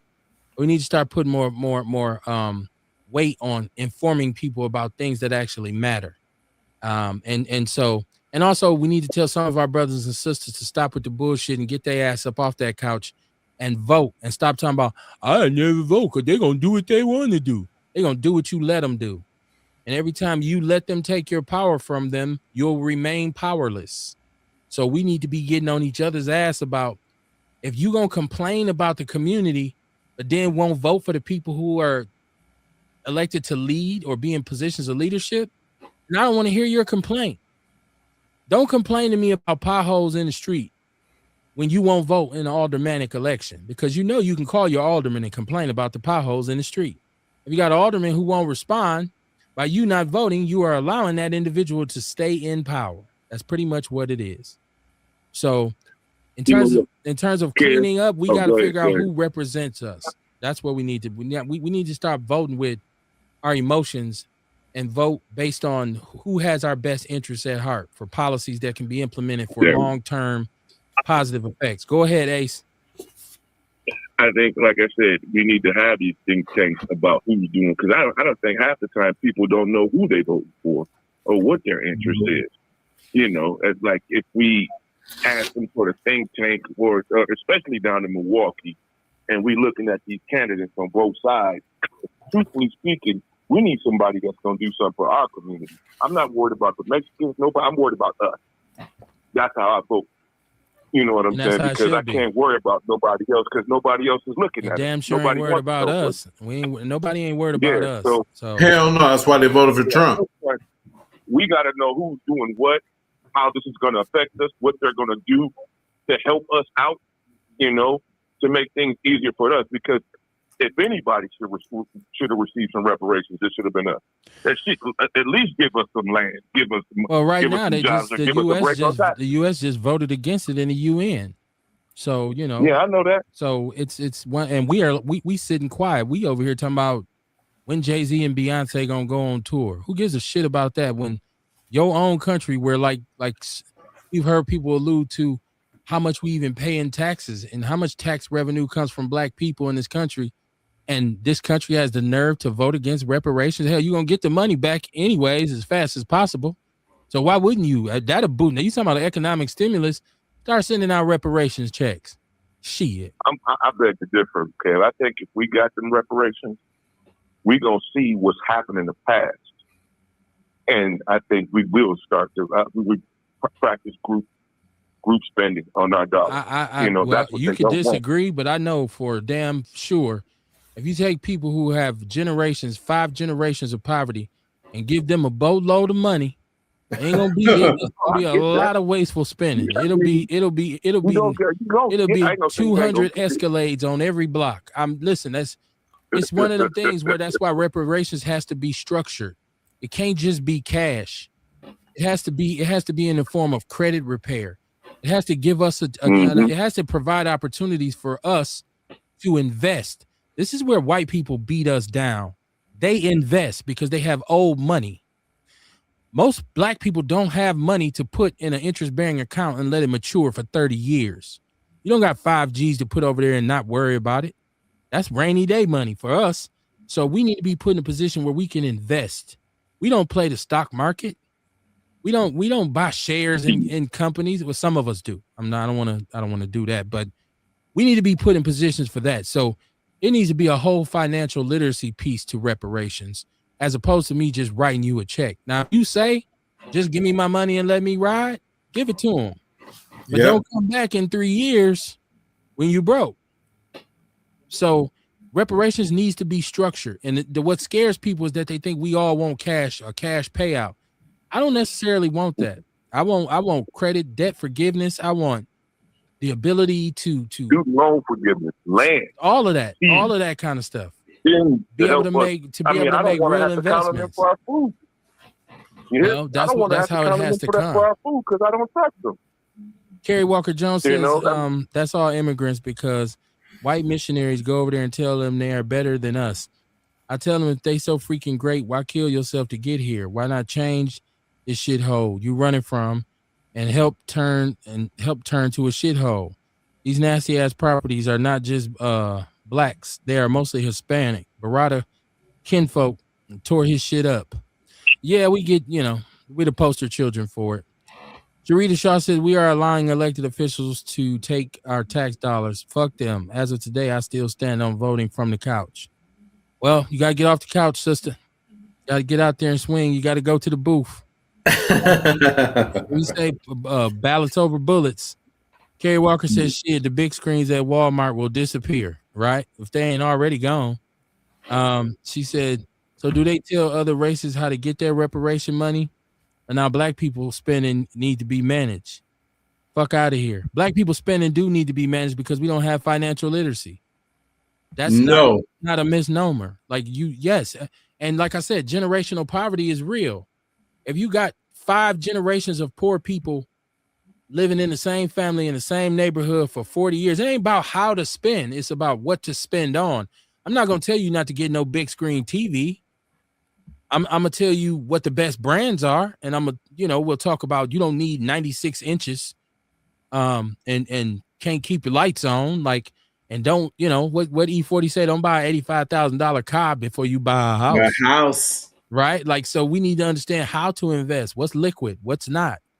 What's beneficial? So that's what we need to do. We do need to understand financial literacy. There's people in our community who don't even know how to balance a checkbook. They don't know an interest-bearing account from a regular savings account. People need to know these things. And if they don't want it, don't force feed them. Let them stay where they're at. But, a mind is a horrible thing to waste, right? Absolutely. She said we just get blamed for the deficit.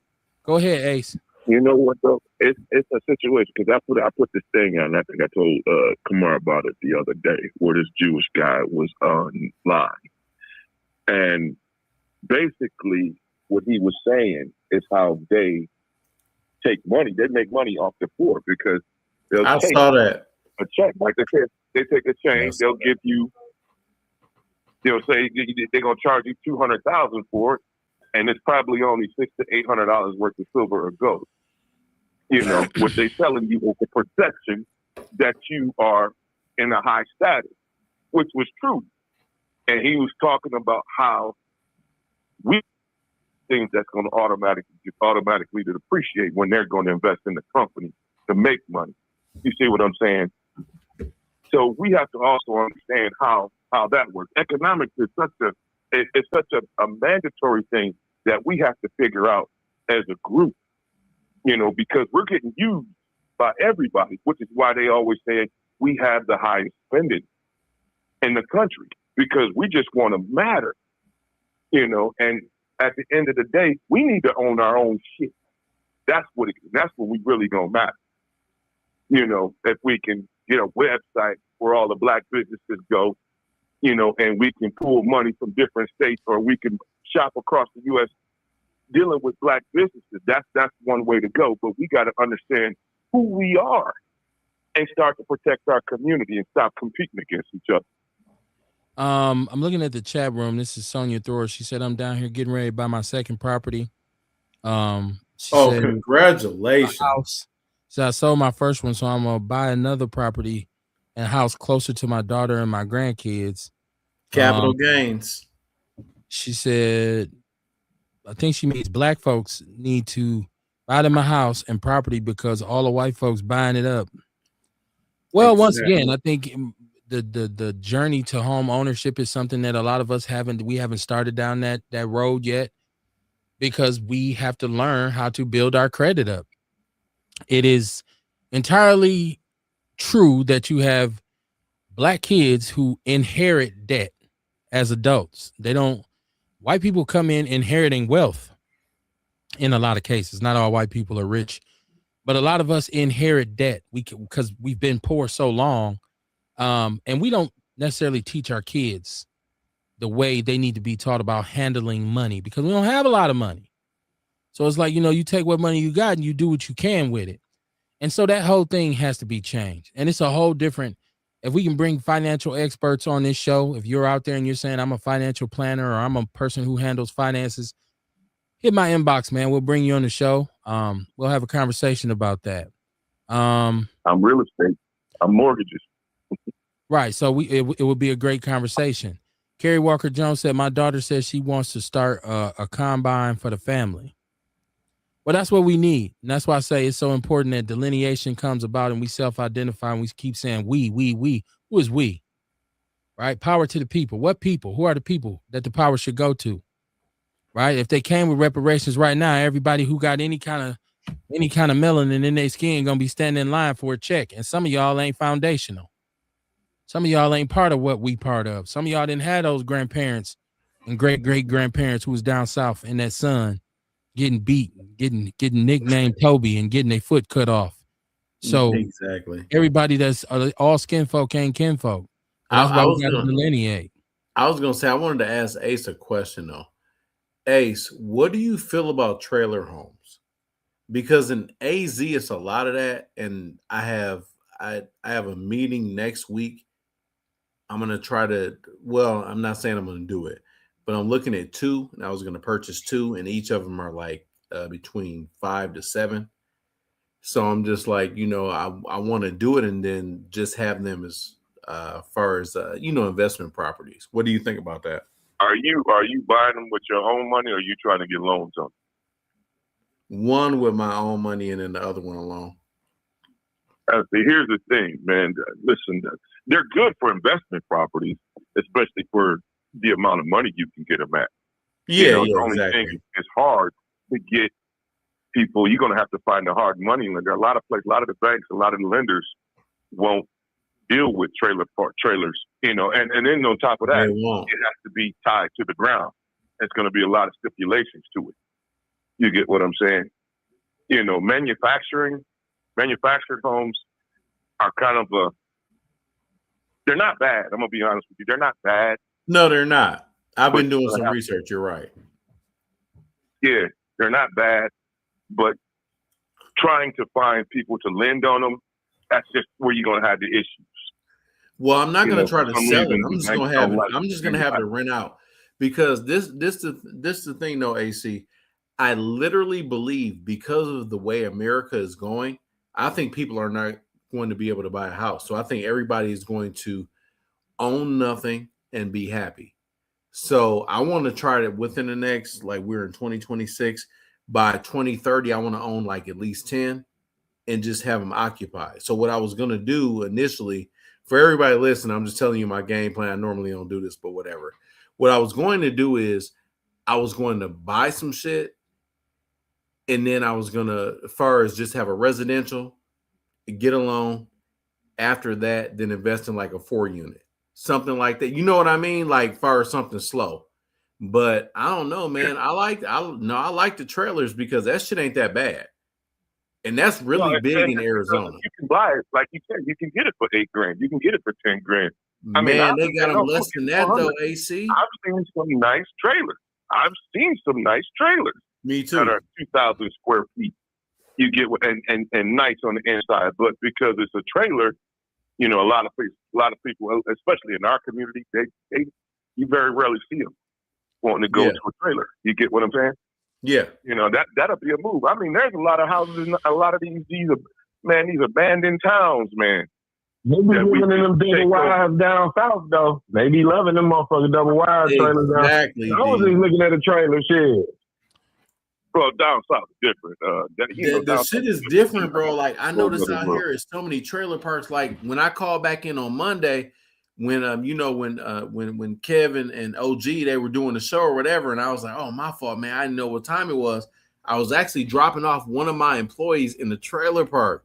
That's why it's funny because Kevin actually said something about a trailer park. I can't remember, but it was funny because I had dropped somebody off in the trailer park.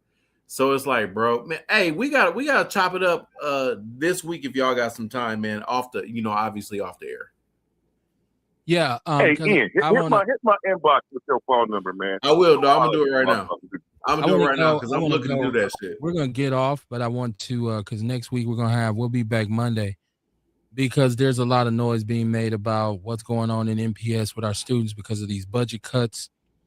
And there's people who feel like this is going to have a negative impact on our children because over 200 positions are being cut. Also, I see that there's the topic of Alexis Patterson has been kind of like brought back out into the open. And it's been a controversial thing. So brother Ken Black, shout out to Ken Black, who's been on here with us a couple times. I seen him going back and forth with a sister and another brother, Ronnie Bowe, and I forget the sister's name. And there's a lot of talk around this, and it's just become controversial. So, and Ken Black, he was on the show before we went on hiatus, and we talked about internet beefs in Milwaukee. And I asked him about, people getting upset with some of the things that he says or when he roasts people. And he was kind of saying, no, people understand it's just jokes and just comedy. But I've seen people trying to come at him. Like there was a whole controversy with Steve the Stoner. And we were still on hiatus. And, it was about the dancing and who's gay and who's not and this kind of thing. So I just kind of wanted to talk about some of that stuff. Kamar, I was going to ask you to see if the brother wanted to come on. Yeah, just speak to, what's beef, right? Like we get, in this little bitty town where. Well, I talked to him, right? I talked to him about that. With the old girl Dimitri or whatever, who he was going back and forth with. Right. That was planned. Okay, I seen him say that earlier tonight. He got dragged into that shit pretty much. Like I don't know how they started. They started talking about him because they was talking about Nitty or some shit. I don't know, but it was just a bunch of bullshit. And he was saying he really ain't got nothing to do with that whole story. Like he ain't trying to blast nothing about, you know what I mean, who did what or nothing like that. He was just going at old girl and old boy, ribbon. Right. For him, it ain't shit, he said. You know what I mean? No, I seen his post he put up today saying that it wasn't no beef, no real beef. It was just manufactured for engagement. But just period because I seen when Steve the Stoner responded because he had put up some. And so my whole conversation with him would be about how these internet issues can come and people will blow them out of proportion and make it into something that it's not. Yeah. So just that whole controversy. Amongst a bunch of other stuff, we'll never run out of stuff to talk about on Outlaw Radio. Y'all know that. Please share the show. I'm going to chop the shows up from this week and have them on TikTok. We are on TikTok as the People's Network. So shout out to everybody who engages with us on TikTok. Kamar, you got some OG for us tonight or what? Oh yeah, definitely. Real OGs know a motherfucker would try their best to assassinate your character or you. But as soon as you show your motherfucking ass, they want to play victim. Stop me when I'm lying. I said that a little word wrong, but y'all get what I'm doing. Why you doing that? That was good. I said it wrong. It came out wrong, but you know where I'm going with it. I got you. I love Kev, bro. the weather is changing. You know, when as it gets warmer, you know, us black Eskimos get to coming out. And so y'all keep your head on a swivel this weekend, man. If you're gonna get out here and party, be careful. You know, watch your back and your front. Don't get caught slipping. Make sure you're moving in a certain way in the community and watch your people around you. Cause like Kamar said, you know, people will come at you until you come back at them. Then all of a sudden you're the bad guy. Right. So shout out to everybody who came onto the show tonight, the people who are first-time listeners. I really appreciate y'all. Rock with us. Let people know you rock with Outlaw Radio. I always say I got a lot of secret supporters. If you rock with the show, let us know it. Share the show. Let people know that they need to come in. If you know people are doing something positive in the community, please tell them to reach out so they can come on and get their shine on. We used to say a long time ago, we don't work with everybody. We'll work with anybody, but we don't rock with everybody. Put it like that. We both fucking up. That nigga stupid. Motherfucker ain't did a real OG moment and said nothing in months. OG. He's stupid. That's some OG shit. That's some OG shit. Right. Stop playing, Kumar. You a fucking fool. God damn it, you know what I'm trying to say. All right. So I will see y'all Monday, man. Peace and love, man. Man, we love you, dog. All right, bro. Shout out to everybody who been in my inbox saying, Kev, when the show coming back? The show coming back on Monday, nigga. Right. So we'll be back on Monday, man. Bro. Peace and love, y'all. Outlaw for life, coming man. your way this weekend. I'll be on Sunday, man. I'll come on Sunday just because. Hey, cuz, send me your number, man. I lost your number. I got a new phone. All right, I'll send it to you. That's my fucking. All right. What did he say? He said, see you Monday.